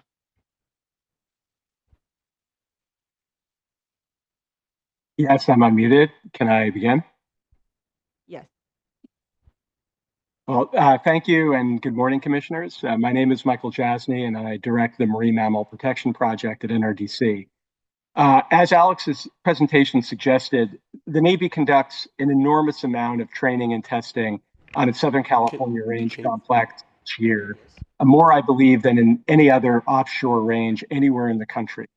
Of course, NRDC agrees with the Navy that military readiness is important, but all of that activity translates annually to thousands of underwater detonations with enough explosive weight to kill marine mammal, and thousands of hours of high-intensity military sonar known to cause a range of impacts on whales and other species over large areas of ocean.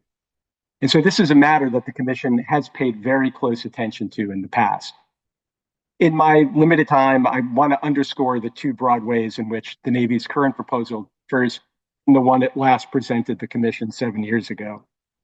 One, it's larger, as Alex said. Some of that is from the Navy bringing 2 additional ranges under this review, the ranges off Point Mugu in Northern California. But the Navy is also proposing a substantial expansion of its Southern California range complex to the north and to the south, as you saw from the map. So a good deal more of California's coasts and oceans are coming before the Commission in this consistency review. 2, the Navy's proposal involves new technology that is concerning for conservation. In particular, I want to call attention to its intended use of large, unmanned, high-speed surface vessels that could present a higher risk of collision with whales, and its use of new high-intensity sonar that, unlike conventional systems which run for a few seconds every half minute, sound almost constantly in the water. These are systems that the Commission has not had to consider before. These two developments make it all the more important that the Navy really work to maximize its efforts to protect California's marine life. Yet its current proposal actually removes some of the habitat mitigation zones for marine mammals that it has observed over the last decade. And can I have another minute or two? If you could actually maybe send your comments in via email to the commission, we can have those on record and take those into consideration. But thank you for your time. Okay, well, we will be submitting our comments to staff, and we look forward to speaking at future meetings as this review proceeds. Okay, thank you very much. All right, does that end public comment? Yes. Okay, let's bring it back to the commission. Are there any questions or comments from commissioners? Commissioner Nothov, Commissioner Bochco. Okay. Thank you, and I appreciate getting a preview of what is going to be coming for us. I just wanted, you covered some of this, but I just wanted to highlight the importance of, making sure that these proposals and these actions do take into account the national marine sanctuaries off the coast and other marine protected areas. Also, I'm acutely aware of the sonar and impacts for sound from these and that impact of marine mammals. So that's something that I'm going to be looking at very carefully as this comes before us. Just wanted to flag that. Commissioner Bochco. Yes, very briefly. I was at all of those hearings of the last number of years, and I just want to thank the Navy for this, in my mind, very strong effort to do the right thing in terms of doing what you need to do to defend our country, but also to defend our environment. And I think it's a game changer, and I think that it allows for the environmentalists as well as people in the military to really find some common ground because you're so open to it. And I just hope that continues. And I just want to thank you for that. Commissioner Escalante. A question about your monitoring. Are you guys going to be using drones too by any chance in the monitoring? I just didn't see it there. Yep, absolutely. Yep, various types of drones, gliders. There's a number of new technologies. Yeah, and there's underwater acoustic platforms that collect information. Yeah. Just a comment, and maybe we can expand on it the next time you come before the commission. But one of the concerns that I have, but also I feel like might come up, is just like what the community outreach plan will be to inform folks, especially about the expansion areas into the northern and central parts of California, and then the impact that will have on recreational and commercial activities, given that in these waters there's oftentimes commercial fishing or sailing or what have you. And so just how that's all going to mix together, I think will be important for folks to know, and just so that, and for us to know, so we can share it out to the community.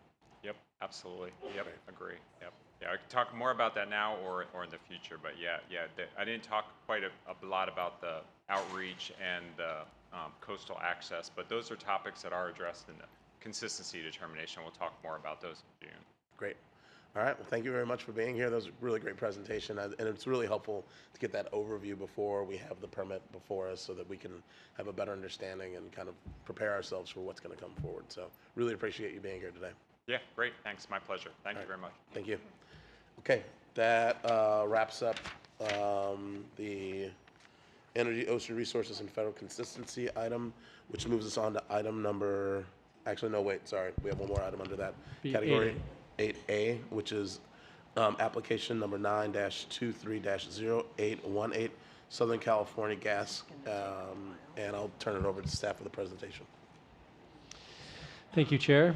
As you said, that brings us to item 8A, the CDP application by Southern California Gas Company to plug and abandon 2 observation wells in the Ballona wetlands.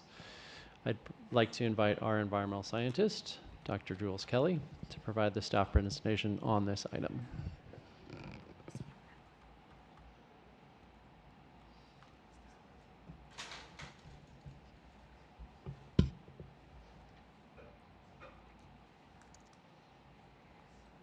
Good morning, Chair Cummings and Commissioners. This is item 8A. An addendum to the staff report was prepared for this item and posted online yesterday to respond to correspondence, including through some additions to the findings. For this permit application, the Southern California Gas Company proposes to plug and abandon 2 natural gas monitoring wells, Delray 14 and 19, located within the Ballona Wetlands Ecological Reserve. SoCalGas is requesting to abandon Delray 14 and 19 as part of its long-term goal to reduce its footprint and abandon all active wells within the reserve. The California Geologic Energy Management Division, or CalGEM, confirmed that both wells are currently in compliance with CalGEM regulations and also confirmed that abandonment of Delray 14 and 19 would not require replacement wells. CalGEM is the state agency with principal authority over the downhole well work to ensure the integrity of gas storage wells and prevent safety risks to public health and the environment. Next slide. The proposed work is recognized under the Coastal Act as a type of repair and maintenance activity that would generally be exempt from permitting. However, because it includes clearing of more than 500 square feet of vegetation, it requires a permit pursuant to the Commission's regulations. In reviewing a repair and maintenance project such as this one, the Commission evaluates whether the proposed method of repair and maintenance is consistent with the Chapter 3 policies and does not evaluate the conformity of the underlying use. Next slide. The proposed method of the work includes bringing in a workover rig to remove the downhole piping and setting cement plugs to isolate the well from the underground gas storage zone. Following abandonment work, a backhoe breaker with other equipment would be used to remove all concrete material, exposed piping, and rig anchors. Abandonment work would take approximately 12 to 16 weeks for each well. Next slide. In order to safely operate the workover rig, SoCalGas proposes to clear about 10,000 square feet of vegetation within SoCalGas's easements at Delray 14 and 20,000 square feet at Delray 19. Both of these areas are dominated by non-native upland mustards, star thistle fields, and native coyote brush scrub. Although native plants would be cleared, the Delray 14 and 19 work areas do not rise to the level of an environmentally sensitive habitat area as defined by the Coastal Act. The Commission's senior ecologist, Dr. Jonna Engel, visited the 2 well sites and confirmed that neither support wetland or ESHA habitat. Next slide, please. Although the proposed vegetation clearing would not occur within ESHA or wetlands, Section 30240B of the Coastal Act requires development adjacent to recreation areas to be sited and designed to prevent impacts that would significantly degrade those areas. Therefore, staff are recommending Special Condition 2 to help assure the proposed project would not contribute to further degradation of the sites by requiring SoCalGas to submit a revised reseeding plan that includes removal of invasive plants and watering to promote native plant establishment. To avoid and minimize impacts to public access, SoCalGas would only close the public trail adjacent to the wells when necessary to protect public safety. Closures would be for a few hours, mainly during the beginning and end of abandonment work. Otherwise, the trail would be open during its normal hours. Next slide, please. The proposed grading within the work areas has the potential to adversely affect tribal cultural resources, and staff consulted with the Gabrielino San Gabriel Band of Mission Indians and the Gabrielino Tongva Indians of California. Based on those consultations, we're recommending Special Condition 5 to ensure SoCalGas will coordinate in good faith with the tribes to develop a plan for protection of tribal cultural resources and to retain tribal monitors during ground disturbing activities. Next slide. SoCalGas also proposes to install sound walls to limit noise and dust impacts and silt fencing and sandbags to prevent stormwater runoff. Commission staff also recommends Special Condition 1, which would require SoCalGas to avoid construction during the breeding bird season and to maintain appropriate buffers if active nests are discovered. Next slide. I'd also like to briefly reiterate staff's response to the comments we received, which raised similar arguments to those submitted for the Delray 4 and 9 repair and maintenance project that the Commission approved last July. To put it simply, SoCalGas's proposed well abandonments are separate from CDFW's Bionah Wetlands Restoration Project, and the Coastal Commission is not subject to the court's decision to decertify the EIR for that project. There is also no piecemealing in the Commission's review of SoCalGas's repair and maintenance work on its wells in the reserve because each well has separate utility.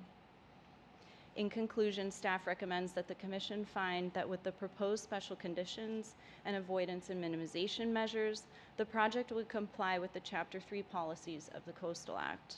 The motion and resolution are on page 5 of the staff report. Staff are available for questions, along with CalGEM's oil and gas engineer, Jack Collender, and Andrew Vogel, environmental counsel for SoCalGas, is also available. All right, thank you very much.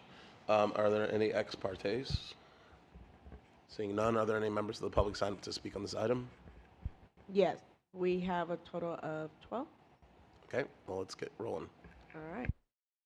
We have Jack Calder, he's available for questions. So we have Andrew Vogel, Andrew Vogel, Marcia Hanscom, and Mary Beth Troutwing, and Kathy Knight. Andrew Vogel and Marcia, if you guys can go ahead and go to the podium, please.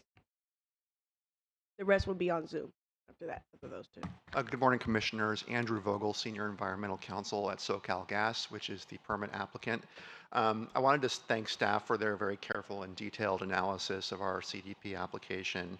I wanted to very briefly address some of the project opponents' arguments, many of which are the staff report and the staff report addendum addressed very comprehensively. And then I'll be available afterwards should staff or the Commission have any questions. Really quickly, some of the recent correspondence that was submitted to the record by the project opponents raised concerns about potential leaks from the proposed abandonment project. I wanted to make very clear on this question that SoCalGas has a very strong track record here of abandoning wells without any leaks or seepage problems. Just to give the Commission and staff some numbers, SoCalGas has abandoned approximately 120 wells across our various storage facilities since 2016. And at Playa del Rey in particular, we've abandoned 18 wells since 2019, all with CalGEM's approval and supervision, and all of these abandonments were completed without any storage gas leaks or releases. Additionally, we perform soil vapor monitoring as a routine matter when abandoning wells, and our CDP application includes, as part of the project, soil vapor monitoring. And on top of that, CalGEM issued permits to conduct well operations at these two wells that also separately require testing to confirm no leaks and provide CalGEM the opportunity both to witness and conduct their own testing.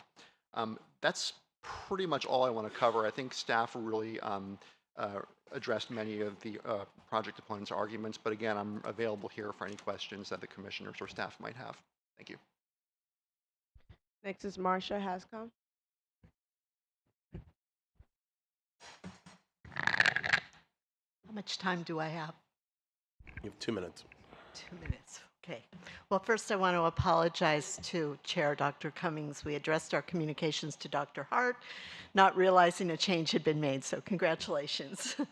I just want to say on behalf of Bionah Institute, Coastal Lands Action Network, Defend Bionah Wetlands, and Protect Bionah Wetlands, please do not approve this CDP. The application was not complete for the reasons in our documents that we submitted.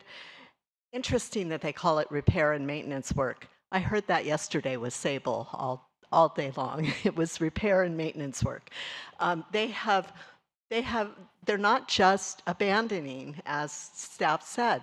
That's not true. They are actually putting new wells in, slant drill wells up from the bluffs down into the site. This is an expansion and modernization of their fossil gas operation, a fossil gas operation that we should be moving toward closing if we care about climate change. And the scientists that say that methane gas is far worse now, we know, than CO2.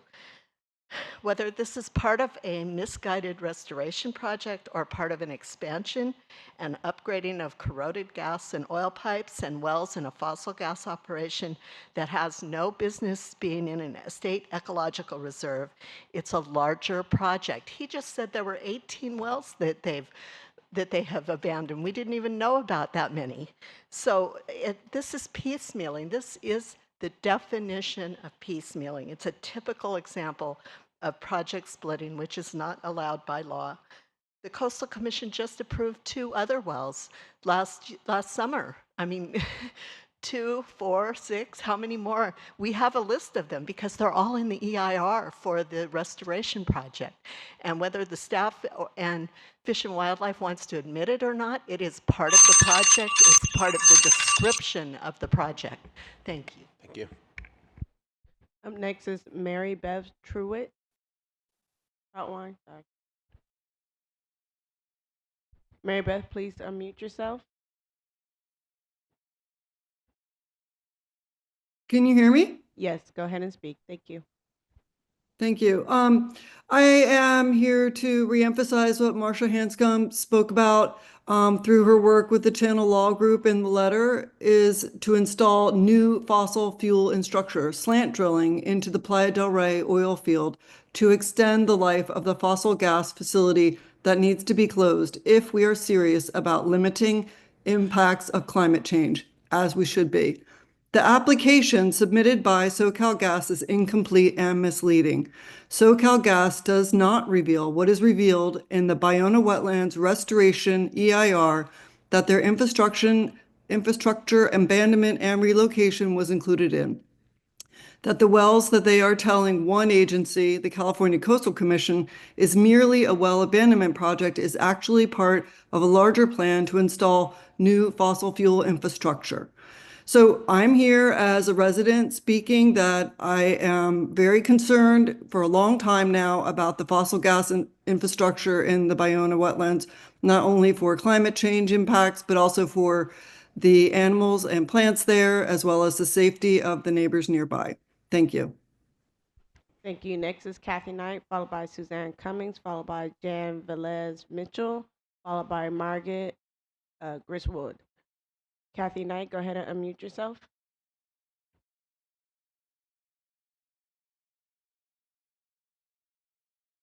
Kathy? Okay, can you hear me now? Yes, we can. Go ahead and speak. Thank you. Okay. Yeah, I'm Kathy Knight. I'm on the board of the Ballona Ecosystem Education Project. We've been working for 30 years to save the Ballona ecosystem.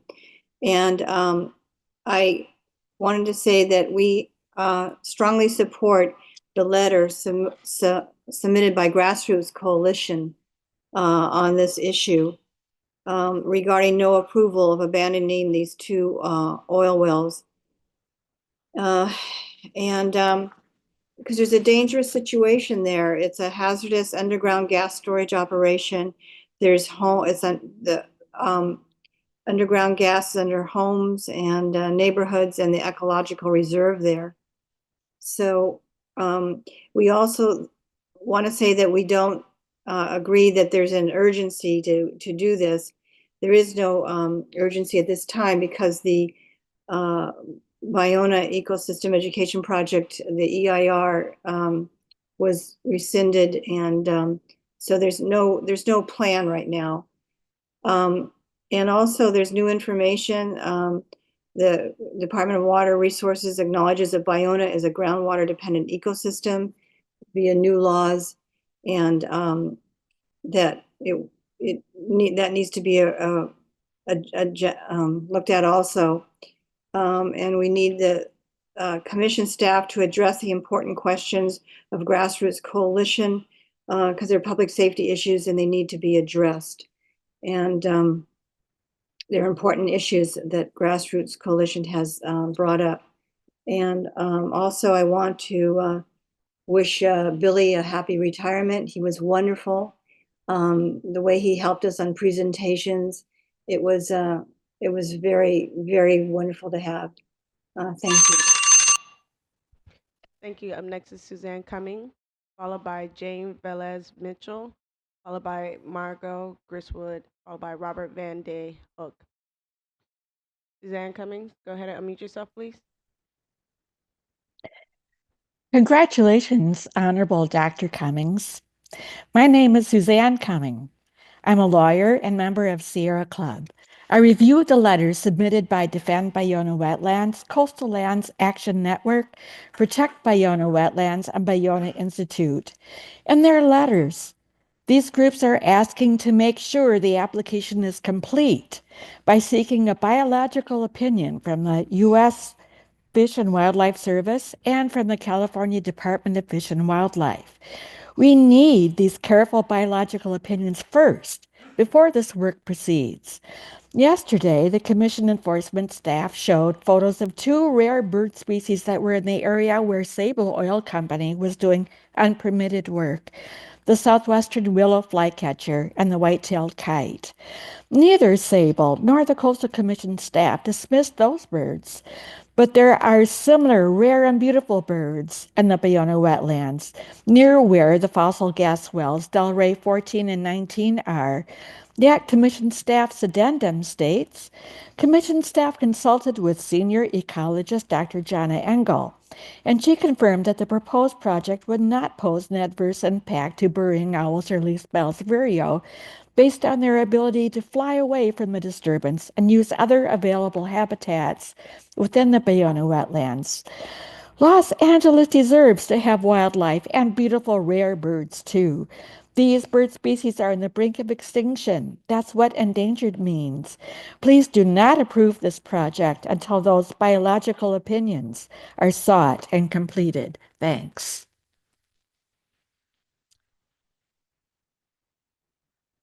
Okay, thank you. Next is Jane Velez Mitchell. If you can unmute yourself, please. Can you hear me? Yes.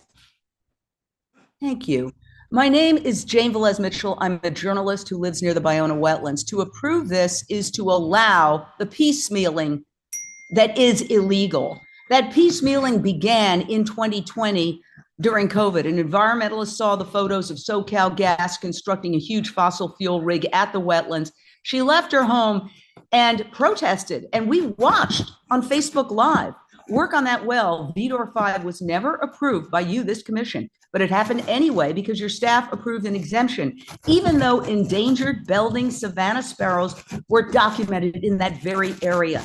Ballona is the only state ecological reserve in all of LA County with so many rare and endangered animals. They need our help and protection. Thanks to the leadership of Dr. Kate Hucklebridge, we finally began to receive some notices of these impending projects, but not all have seen the light of day. These SoCal Gas projects are all described in the environmental impact report that was decertified. I repeat, decertified by a Superior Court judge in 2023. Now, you approved Delray 4 and Delray 9 work last summer. However, now there is legal action concerning those two approvals. Now, Delray 14 and Delray 19 are before you. This is the very definition of piecemealing. Clearing all that vegetation will hurt the wildlife. It is sensitive habitat. We've seen that with our own eyes. Other well construction work has been done with mere exemptions, like Delray 17.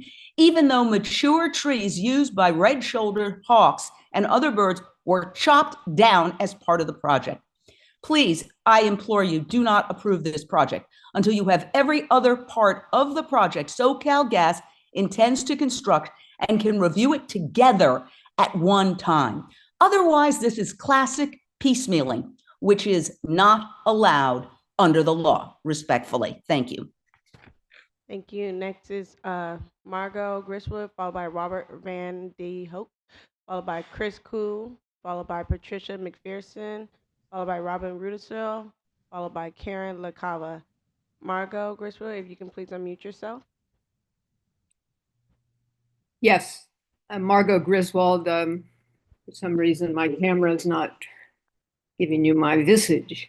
I'm representing Los Angeles Audubon Society. And commissioners who may not be aware, we have the oldest education program at the Ballona Wetlands, where we still adhere to involvement of community, especially schools, school children in underserved communities. And we believe in diversity, equity, and inclusion in visiting of the Ballona Wetlands. We also hold public open wetlands twice a month for the public to come on areas of the wetlands to see and grow to understand the wetlands. I'm here to support the Grassroots Coalition response to this project that you have all been made aware of. You should have to review. And I think it's legitimate that we ask that some of the concerns be addressed by staff. I was on a meeting with Grassroots and your staff, and they didn't seem to know anything about the gas issues. This is a unique area. It is not only a gas storage area, but it's an oil field area. It's meaningful to have monitoring wells. So where and how is this going to be monitored? I would ask you to not approve at this time until the concerns are answered in a more comprehensive and complete way. There's a potential for negative impacts by the abandonment, and those need to be addressed. Thank you. Thank you. Next is Robert Vandy Hoke. I'm going to allow you to talk.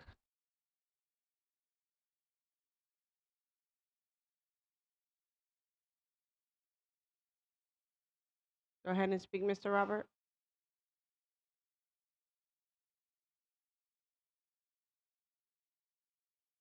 Okay.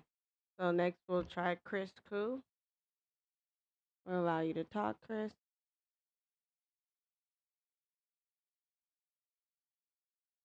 Go ahead and unmute yourself, Chris Koo.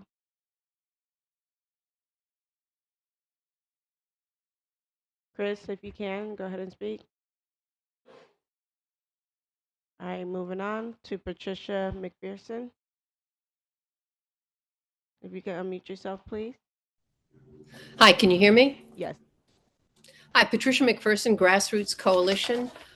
First, I would like to address the comments made by SoCal Gas and their long history of lack of leakage that was described. That's absolutely false. Grassroots Coalition has been in litigation with SoCal Gas for almost 10 years that we prevailed in that litigation through the CP, California Public Utilities Commission process. There is a Public Utilities Commission report out that is very concerned about the reservoir gas leakage, even into the Playa Vista project site. Those studies have not been done. SoCal Gas has not cooperated. The CPUC is typically there after the fact of the explosions. I did provide you with numerous documents also, which is why I had some bounce backs. So these are not ex-parte communications, but the leakage of SoCal Gas wells is almost all of their wells have been found leaking, both up in the areas of the homes, up in the bluffs, all along the Venice Peninsula area that have all had to be reabandoned. So when you are told 2016 or 2019, that is so recent. But all I need to do is have you look at, in their mineral rights, there is University City Syndicate within the freshwater marsh that is leaking over top oil field gases that are leaking like a sieve, that this commission also has jurisdiction over that marsh under 5-91-463 that no one has paid any attention to. You need to know that staff has told you these are all separate utilities, but you know what? They are all done cumulatively for their cumulative effect of being, in this case, monitoring wells to understand how that reservoir is operating. CalGEM's work has to do with the well to the bottom of the well. Who is looking at the entire reservoir as an entity? There needs to be more agencies, including CARB, brought into this discussion, and we don't have answers from CalGEM yet. So please, there's no exigency. These are well-working wells. Thank you so As much. CalGEM states, there's no... Up next is Robin Rudisil, followed by Karen LaCava. Robin Rudisil. Hi. Hi, Robin Rudisil, Venice.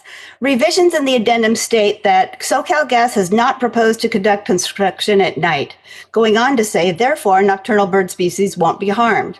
Well, for the last project that SoCalGas did for Del Rey's 4 and 9, apparently staff was unaware of their plans to work at night, yet fossil fuel contractors did work there every night, and Marcia Hanscom's Playa del Rey neighbors asked her to intervene. So she asked naturalist Jonathan Coffin if he would take some photos documenting the very bright lights at both Del Rey 4 and 9, and also near where they had created a staging area. This is a very sensitive salt panay wetland area. Marcia submitted those documents to coastal staff, and initially they didn't seem to acknowledge the fact that this is an ecological reserve where numerous nocturnal species live and feed. Staff's response was that they didn't want to communicate because Defend Bayona Wetlands was in litigation over the project. But finally, enough people complained and the lights were removed. That is a precedent that should make you wary. Just because SoCalGas has not informed your staff that they intend to work at night on the site does not mean they will not. What is happening here is piecemealing of a much larger project that SoCalGas is doing. They're not telling you the whole story. Who ever heard of a fossil fuel company not telling you the whole story? This is part of a larger project, and this is a typical example of project splitting or piecemealing, which you must not allow.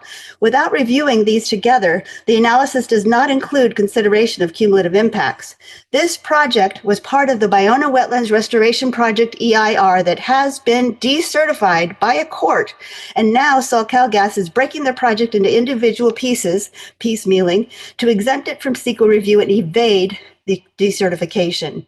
Rather than having the entire project disclosed and analyzed to avoid mitigating the true environmental impacts as is required, please do not approve this project today. Thank you. Next is Karen LaCava. If you can unmute yourself, please. Hi, I'm Karen LaCava, and I live in Venice. I am also on the board of directors of the Venice Chamber of Commerce and the Venice Art Crawl, and I stand with Defend the Bayona Wetlands. And I am against this. I say that you vote against this proposal. The impact is going to be horrendous on the wildlife. And this is so important. This is one of the last wetlands we have. Without reviewing these together, which is very important, you cannot include cumulative impacts. That's so important. I personally witnessed, I went on there and I saw that the gas company had torn down trees used for nesting by birds such as the hawk. And they did this while the permits were still pending. They hadn't even had approval of the permits, and they had already torn down trees and started work that they should have waited for. This is what we are seeing the gas company doing. They are not honoring anything. They are going ahead. They want to bulldoze. They want to also flood seawater into a freshwater wetland. This is just horrendous. It's just look what happened with the fires. We really need to think about what we are doing to this planet right now. This is our chance to save the planet. This is very important. You have got to understand that the gas company is pulling the wool over our eyes, and you need to see everything, all of the reports, and not just piecemealed. Okay, thank you very much. Thank you. We're going to try one more time with Chris Koo and Robert Van D. Hoek. Chris Koo, if you can unmute yourself, go ahead. Hi, can you hear me? Yes, go ahead and speak. Yes. So basically, it's been very disturbing to hear all the public comments about the damage committed against public lands and coastal lands, removing trees that should stay, building structures that destroy nature reserves, spraying toxic chemicals in sensitive wildlife ecological areas. And now we're at talking about Biona Ecological Reserve, which it sounds like companies such as SoCalGas is trying to do a little bit of work at different periods of time. And the logical question here that everybody needs to answer is, how will we get a cumulative analysis of the entire project if they split it up in little pieces? When you approve something in piecemeal style, how are you going to, at some point, get the entire picture of what's been done? Because you're not going to be able to go back and say, we should not have approved step 1, we should not have approved step 4. So this is the danger, and that's why we are urging you not to approve this. Doing little pieces of work at a time, it's a sneaky way to get about, destroying this beautiful ecological reserve. And I don't know why everybody is ignoring the most important fact, which is Superior Court said no, and there's an injunction. And they've set aside this entire project, and CDFW doesn't have the funds to complete this work. So the public, we are just really confused at why this issue is still on the table, still being debated, still permits are being considered, and there's just no explanation and no logical answer to some of these very crucial, critical questions that no one seems to be answering. Thank you. Thank you. Next is Robert Van D. Hoek. If you can unmute yourself, please, Robert. Yes, hi. Can you hear me this time? Yes, we couldn't hear you the first time, but we can hear you this time. Thank you. Okay, great. Hello, Mr. President. I am also, like yourself, environmental biological scientist, and I'm also a geographer and worked federally and with the state in LA County for over 45 years in public service. The SoCal Gas Company, which is an umbrella under the Sempra company in San Diego, has easements to get to their wells, and the roads that go to them are also wildlife habitat as well as the well site. This is an effort to modernize their structure so they can continue for another 50 years. And climate change, we really need to come to an end with this. I was also an individual scientist on the lawsuit that went to the for the EIR against the state of California Department of Fish and Wildlife, and we won on that lawsuit, and the reason was performance criteria, because they weren't evaluated well. What the judge decided and saw was that the federal government had pulled out. U.S. Army Corps of Engineers, U.S. Fish and Wildlife Service submitted no information, so the EIS part of the project was canceled. Therefore, the performance criteria couldn't be evaluated for federally listed species and et cetera. The federal government knew the least Bell's vireo was there. It's a neotropical species, and the burrowing owl was present too. These are not birds that just randomly fly and go to other. They have a purpose. When a bird flies, they're in fear, they're seeking food, they're doing reproduction. There's nothing like a poetic thing about freedom of flying. There's definite purpose going on.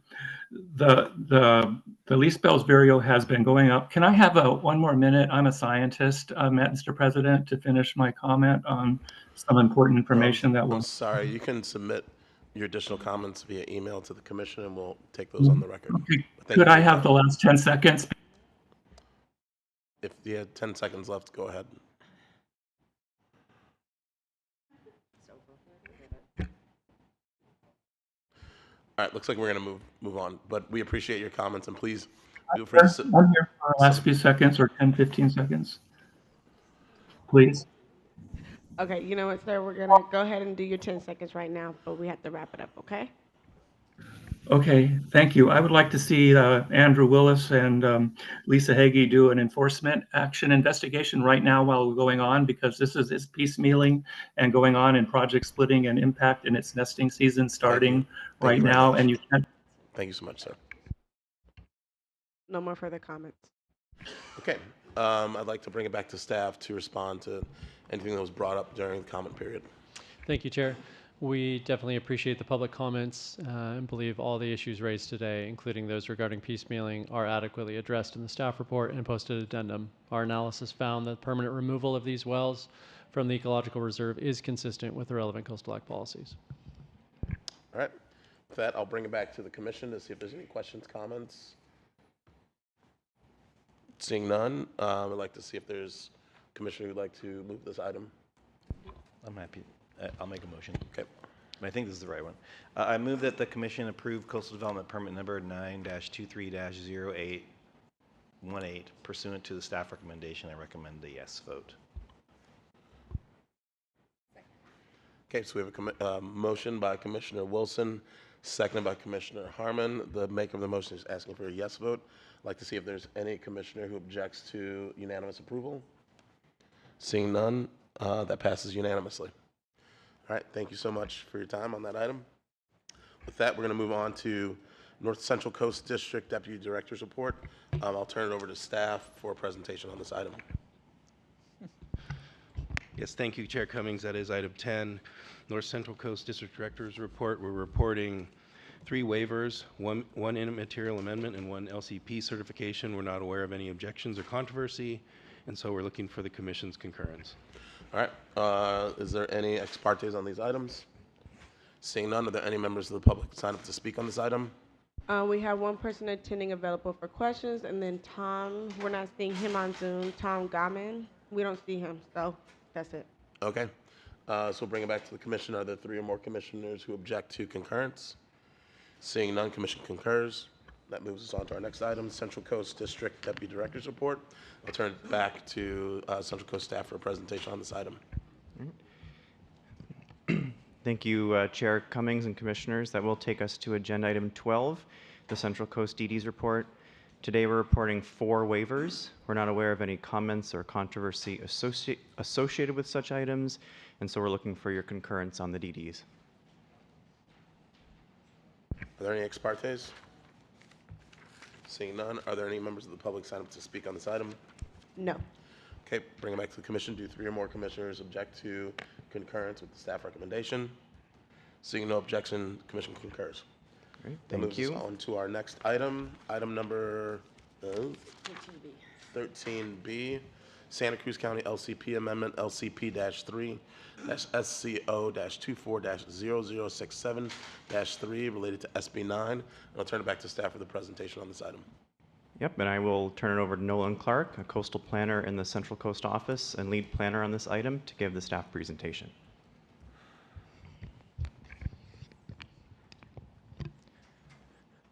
Good morning, Chair Cummings and Commissioners. Item 13B is a proposed Santa Cruz County LCP amendment designed to implement the provisions of Senate Bill, or SB 9, in the coastal zone. SB 9 is one of many state laws passed in recent years aimed at increasing construction of additional housing units as a means of helping to address the state's housing, particular affordable housing, crisis. Before getting started, I would note that we distributed an addendum yesterday that responds to comments received from a variety of parties and makes changes to the staff recommendation that were requested and/or that staff believes are appropriate. Notably, these changes increase areas where SB 9 related development would be allowed and otherwise refine and clarify proposed LCP provisions. Next slide, please.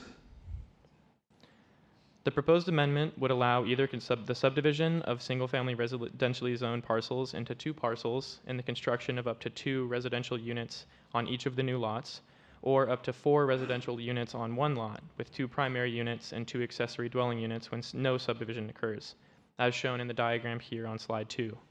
In effect, the proposed amendment seeks to intensify the amount of allowed residential development within urbanized areas zoned for single-family residential use, which is not so different from the Coastal Act requirement to direct new development into existing developed areas with the infrastructure and facilities able to handle it.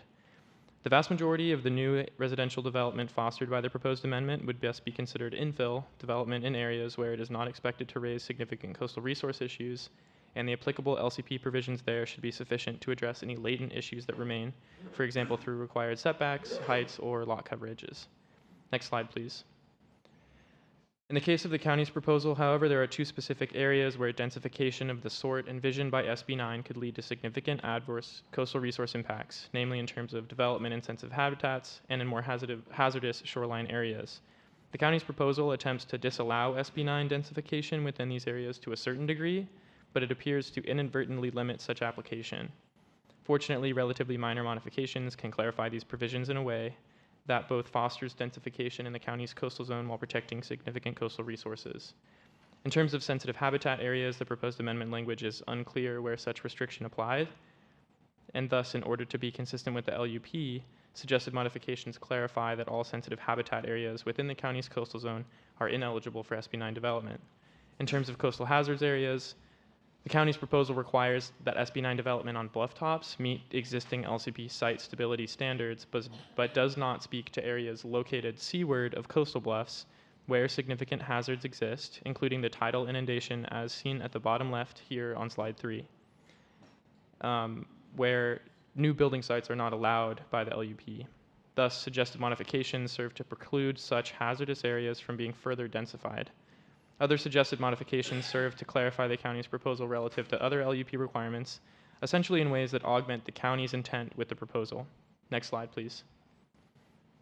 All told, due to these suggested modifications necessary for LUP consistency, the area where this densification would not apply are extremely limited, shown in blue here on slide 4, and essentially only in the areas of coastal hazards seaward of coastal bluffs, relative to the areas where such provisions would still apply, which are shown in beige.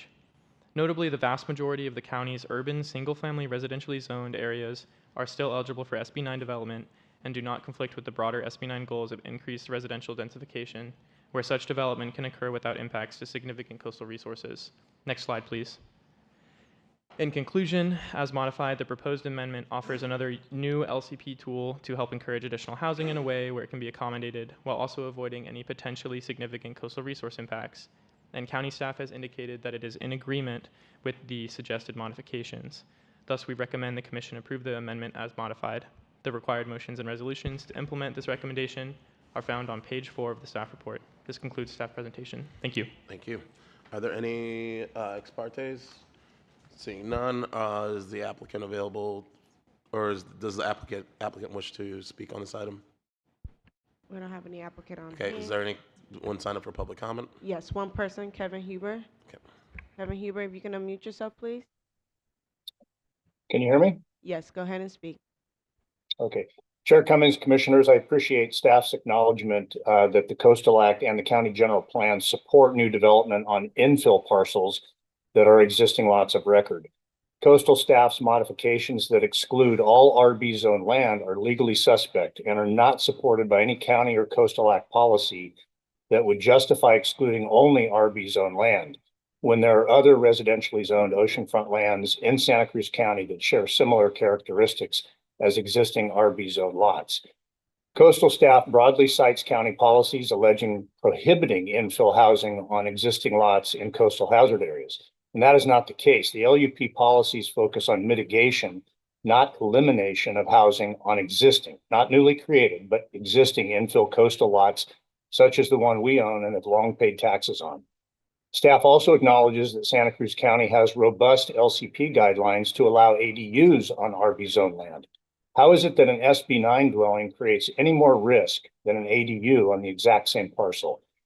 In their addendum, your staff refers to Government Code Section 65852.21 at A2, and this section then specifically refers to Government Code Section 65913.4, and it includes only subsections B through K of that section. What staff fails to point out is that the subsection A that was not included is the coastal zone, including hazardous areas. In other words, the legislature specifically meant to include the coastal zone, including beachfront lots, as eligible under SB9. Staff indicates that county staff is in concurrence with the modifications. However, it is not county staff, it is the Board of Supervisors' concurrence that is required. And the Board of Supervisors has approved the amendment in the form sent to you, not with the modifications of staff. I urge this commission to adopt the LCP amendment as proposed. It is consistent with the Coastal Act, county land use policies, and will allow the county to move forward with an LCP that complies with SB9 and SB 450. Thank you. Thank you. So we have one more speaker. He just popped up. He's on here already. Okay. Mike Guth, if you can unmute yourself.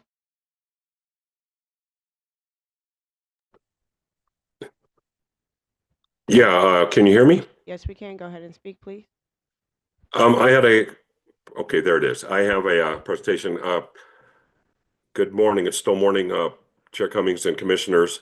I would like to address just one small portion of this LCP amendment, and that has to do with environmental sensitive habitat aspects. And I'm speaking today on behalf of the Sierra Club as the co-chair of the Sierra Club's Coastal Subcommittee, and I'm also chair of the Santa Cruz County group of the Sierra Club.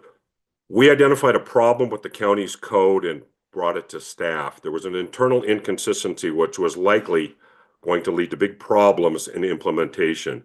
Next slide, please.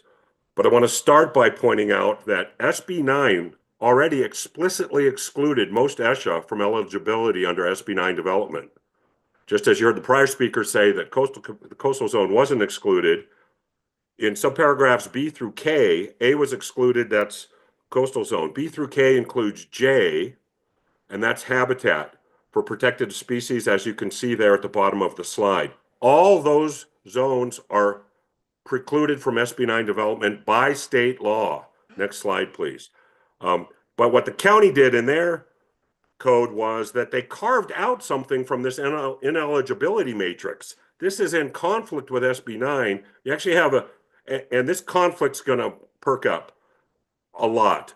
So we pointed this out, and the first Coastal Commission staff recommendation was wonderful. They appropriately resolved this conflict. And we'd go to the next slide, please. We urge recommendation of the original staff recommendation, and if we have the revised version, I don't know. Do we have another slide on this version of the PowerPoint? Yes. So in red was the original version. It's wonderful. They've tried to do this carve out. The YIMBY letter is misleading. The state already excluded most ESHA, and the change that we have got rid of this carve out.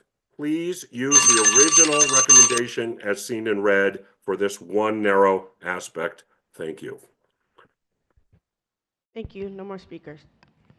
Okay, bring back to staff for comments on this. Yeah, just real briefly, with respect to the issues raised about prohibiting SB 9 development along the immediate shoreline, I think the rationale and the issues behind it to support the staff recommendation are well explained in the staff report and the addendum.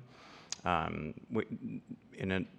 general sentiment being that the land use plan currently does not allow such intensification of development, and so the standard of review for this amendment is to implement such provisions.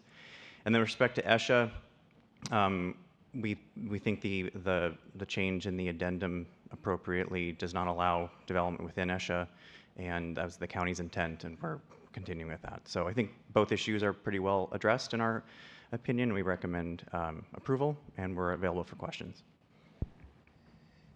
Okay. Are there any commissioners who have questions or comments on this item?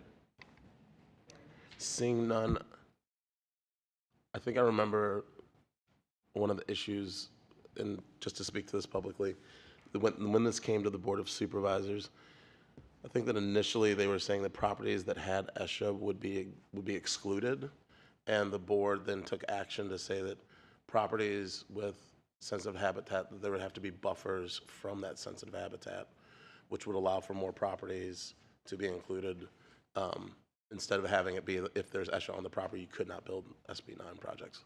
So that I was thinking about this more deeply, and so I voted against that on the board because I thought that we should try to protect properties that had sensitive habitat from having SB 9 units placed on them. That being said, I do agree with the staff's recommendation for what the Board of Supervisors ultimately ended up voting on, and the consistency with that in the Coastal Act. And so I'm going to register a no vote just to be consistent, but I do think that you all I think the board and the commission should move forward with the actions today, and I totally agree with the staff recommendation and its consistency with the actions taken by the supervisors and its consistency with the Coastal Act. So with that, if there's any member of the commission who would like to make a motion on this item? I'm happy to do so. And there's two motions for this one. I move that the commission reject the implementation plan amendment LCP-3-SCO-24-0067-3 as submitted by Santa Cruz County, and I recommend a yes vote.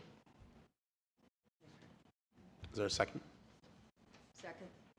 So motion by Commissioner Wilson, seconded by Commissioner Hart. The maker of motion is asking for a yes vote. Is there any objection to unanimous approval? Oh, it's the next one. There's two motions. Okay, seeing none, the first motion passes unanimously. That moves us on to the second motion. All right. I move that the commission certify LCP amendment number LCP-3-SCO-24-0067-3 as submitted by Santa Cruz County. And if it is modified as suggested in the staff report, I recommend a yes vote. Second. Okay, so we have a motion by Commissioner Wilson, second by Commissioner Hart. The makers of the motion are asking for a yes vote. I'll turn to Ms. Miller for a roll call vote on this item.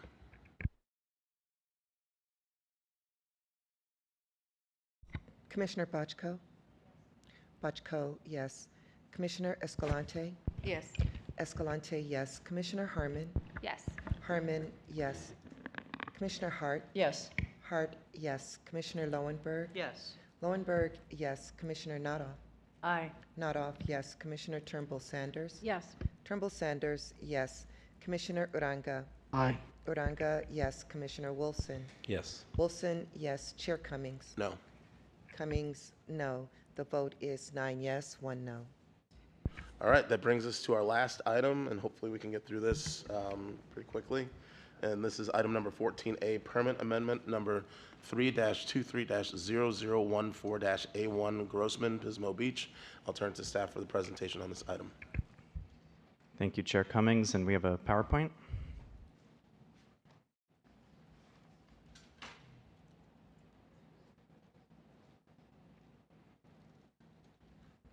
Great. So yes, item 14A is a CDP amendment application to make certain changes to the scope and special conditions previously approved by the Commission for a shoreline armoring structure protecting a single-family residence in the city of Pismo Beach. Before getting started, I'll note that we distributed an addendum that provides responses to correspondence received from the Surfrider Foundation. And while the addendum provides some additional context and explanation behind the proposed CDP amendment, nothing in the correspondence received or addendum alters staff's basic recommendation, which remains approval of the CDP amendment application today. Slide 1 here shows the project site just inland of the red arrows. Next slide. Slide 2 here shows the project site located in northern Pismo Beach in the Sunset Palisades area at the base of the bluff and on the bluff face at 121 Indio Drive. The site is noted here on the slide. Next slide. And slide 3 zooms in on the project site, which is along the bluff and shoreline seaward of the second home down coast from Florence Street on Indio Drive. Next slide. As detailed in the Commission's adopted findings for the underlying CDP to which this amendment is proposed, the project site has been the subject of multiple past regular and emergency CDPs related to shoreline armoring, where the underlying permit in early 2023 authorized a full bluff, tied back, contoured, and camouflaged replacement armoring structure along approximately 100 feet of coast. That as-built structure is shown here in slide 4. Following Commission approval, the applicant sued the Commission over its decision, and the parties subsequently agreed to a settlement of that litigation in early 2025. Next slide. The settlement agreement is reflected in the proposed CDP amendment, which includes changes to both the project's scope, including by eliminating certain previously approved armoring elements, and thus reducing the overall amount of permitted armoring, and through a series of changes to special conditions, including to the required mitigation. As detailed in the staff report and addendum, staff believes the changes are fully consistent with the fundamental principles and approaches the Commission embraced in its action in 2023, and that the amendment is more about employing updated data and finding an amenable resolution to the project's complex legal and technical issues. The amendment maintains the Commission's core analytic framework regarding shoreline armoring in terms of coastal resource impact assessments, 20-year mitigation term, tying the life of the armoring to the redevelopment of the house, and repair and maintenance allowances. The core change is with respect to the mitigation fee amount, where the fact that it is lower than before is based on changes in data and not on any sort of litigation pressure. Even though this is a reduction in the fee compared to the original, this is not a reduction in coastal resource protection. Rather, it is more a refinement of that assessment. As a result, staff does not believe that this change raises any significant Coastal Act concerns. Next slide. So in conclusion, we believe the proposed changes do not modify the Commission's original decision in ways that would lead to any significant additional coastal resource impacts or lessen or avoid the intended effect of the original permit. Staff further believes the proposed changes in many ways are simply refinements to that originally approved CDP, and we continue to recommend approval of the amendment. The motion can be found on page 4 of the staff report, and this concludes staff's presentation. Thank you very much. Are there any ex partes on this item? Seeing none, are there any members of the public signed up to speak on this item? We have a representative of the applicant, Steve Kaufman. Thank you, and it's still morning, so good morning. Mr. Chairman and Commissioner, Steve Kaufman for the applicant. If there's no opposition today, I'd ask for 1 minute. If there is opposition, then I'd reserve, with your permission, 4 minutes for rebuttal. Thank you. We, of course, support the staff recommendation. This has been a very long and interactive process, and I want to make sure that I sincerely thank your staff. And Carl, Kevin Kahn, Trooper, Katie Butler, and the Attorney General's office for all their hard work on this. The addendum and staff's presentation today, which we appreciate, I fully responded to the letter from Surfrider, and I hope it was clarified this for Surfrider. And my letter to you responded to it as well. And at this point, I would just respectfully ask for your approval and would reserve any remaining time for rebuttal. Thanks so much. Thank you. Okay, is there anyone else signed up to speak on this item? Yes, we have 2 speakers, Mandy Sackett followed by Brad Snook. Mandy Sackett. Hello, good morning, Chair Cummings and Commissioners. I'm speaking today on behalf of the Surfrider Foundation, Mandy Sackett on behalf of the Surfrider Foundation, to urge you not to accept the revised mitigation fee or the removal of the high tide line monitoring in this seawall amendment. Today's amendment puts more than just this one seawall on the line. This is a test of the integrity of our permitting and mitigation tools. So for the reduced fee, which is down from $1.29 million to just over $548,000, it's based on a downgraded erosion rate of 1 foot per year, despite 2023 findings showing that the bluff retreat up to 2 feet is up to 2 feet annually and 27 feet of undercut at the base. So the staff report nor the addendum actually adequately justifies this shift or explains what this supposed new data is. So it leaves us really confused. And then second, so the property valuation of $319 per square foot really is shockingly low for these bluff top homes in Pismo.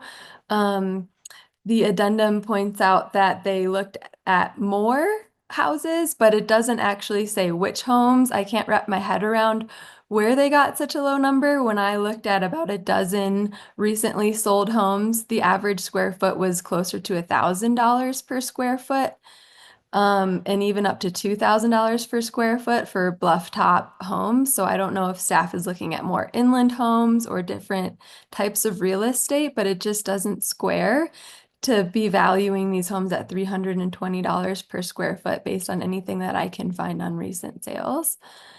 So we really think that weakening this fee sets a bad precedent, and it invites future applicants to sort of cherry pick inputs into their lower sort of cost. If the real estate valuation methodology is going to it needs to be defensible and not easily manipulated. And we also need these mitigation fees to actually offset the impacts. Thank you. Thank you. And Brad Snook.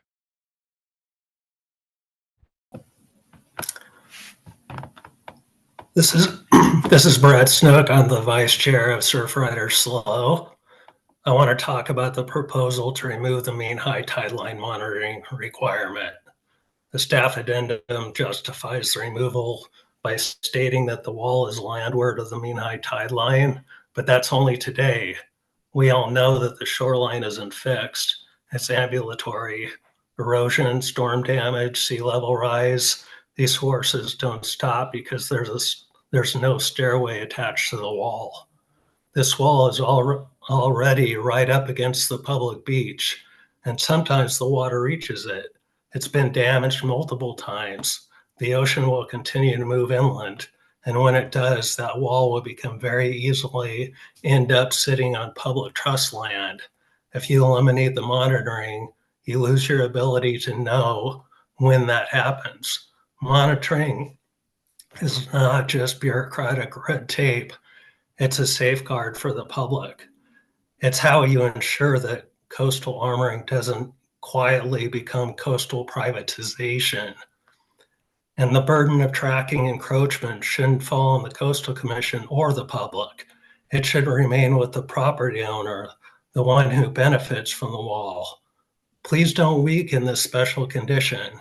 Keeping the high tide line monitoring is the bare minimum if we want to protect the public's rights in the face of rapidly changing shoreline. Thank you.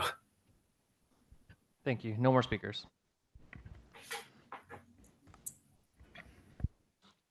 Thank you. I do have a couple points to make. First, staff addressed the in lieu fee. I'm disappointed that Surfrider would complain here about the owner of one single-family house agreeing to pay $548,000, which will provide additional public access improvements in and around Pismo Beach. And I want to put this fee in perspective for you because it's missing here. In 2003, the commission approved a 15-foot high, 165-foot long vertical seawall across 3 properties. A portion of Mr. Grossman's property is Upcoast neighbor's property and an Upcoast street end, which we threw in. It also included a cutoff wall at the bottom, the very bottom of Mr. Grossman's property to protect against undercutting of the bluff. Surfrider's letter inaccurately described this project as a seawall. This isn't the seawall. The shoreline protection proposed here is the replacement of the damaged cutoff wall and a minor extension of it. Now, the 2003 approval required Mr. Grossman to dedicate the sandy beach, which he did, and along with his neighbor to pay a $10,000 in lieu fee as mitigation for that substantial seawall, and Mr. Grossman paid that portion of his fee. The 2023 action required a nearly $1.3 million in lieu fee with respect to a house that staff valued at $3 million. That was 259 times the fee the commission imposed on Mr. Grossman for the much larger seawall project and about 45% of the home's value today. Now, staff has explained that we reduced the scope of the project and the term of the permit. They further researched nearby real estate values, and we sincerely appreciate that staff updated and recalculated the fee for its formula. Still nearly 110 times the 2003 fee. But the bottom line is Mr. Grossman has agreed to pay it, and it will help provide good public access improvements for Pismo Beach.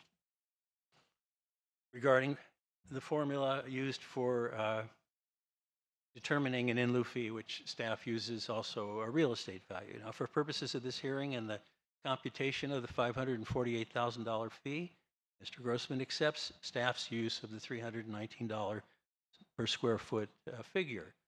But I might note that this property, for example, valued by staff at $3 million, has 10,000 square feet, which would make it $300 per square foot, and that's less than the 319 square foot figure that staff has used, and we've accepted that here.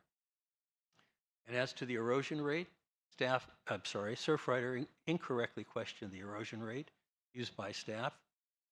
Our geotechnical expert previously determined on a detailed site-specific analysis that the average annualized erosion rate is 0.54 feet per year over the 20-year period. Your technical staff concluded it should be twice that.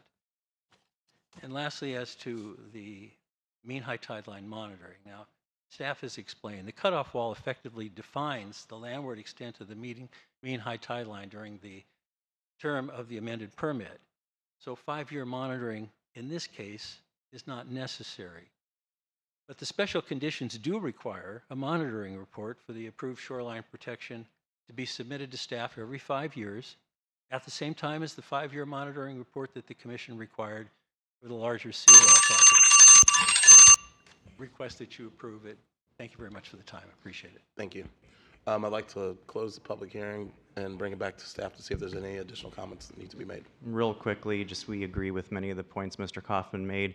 The change to the mitigation fee amount is simply a reflection of different inputs, but those inputs are all scientifically sound, including with our staff geologist. And with respect to the mean high tide line, in this particular case, given the location of the armoring, we don't see it's not readily apparent the utility to keep it in this particular case. So all that's explained in pretty detail in the report and addendum, and we're available for questions. Okay, thank you. All right, I'd like to bring it back to the commission for any questions, comments, and action. Okay, Commissioner Hart. I move that the commission approve the proposed amendment to Coastal Development Permit 3-23-0014 pursuant to staff recommendation, and I recommend a yes vote. So a motion by Commissioner Hart, seconded by Commissioner Bochco. The maker of the motion asking for a yes vote. Before we go to the vote, I just want to say I do share some of the concerns that Surfrider brought up, but want to recognize that this item has been in litigation for quite some time, and we were able to agree on a settlement. And so really what's before us today is to get this project moving forward. And so with that, I'll ask if there's any commissioner who objects to unanimous approval. Seeing none, that passes unanimously. Thank you all. That concludes our April Coastal Commission meeting. Next month, we will be in Half Moon Bay. And I just want to thank the staff. I want to thank all of our AV crew.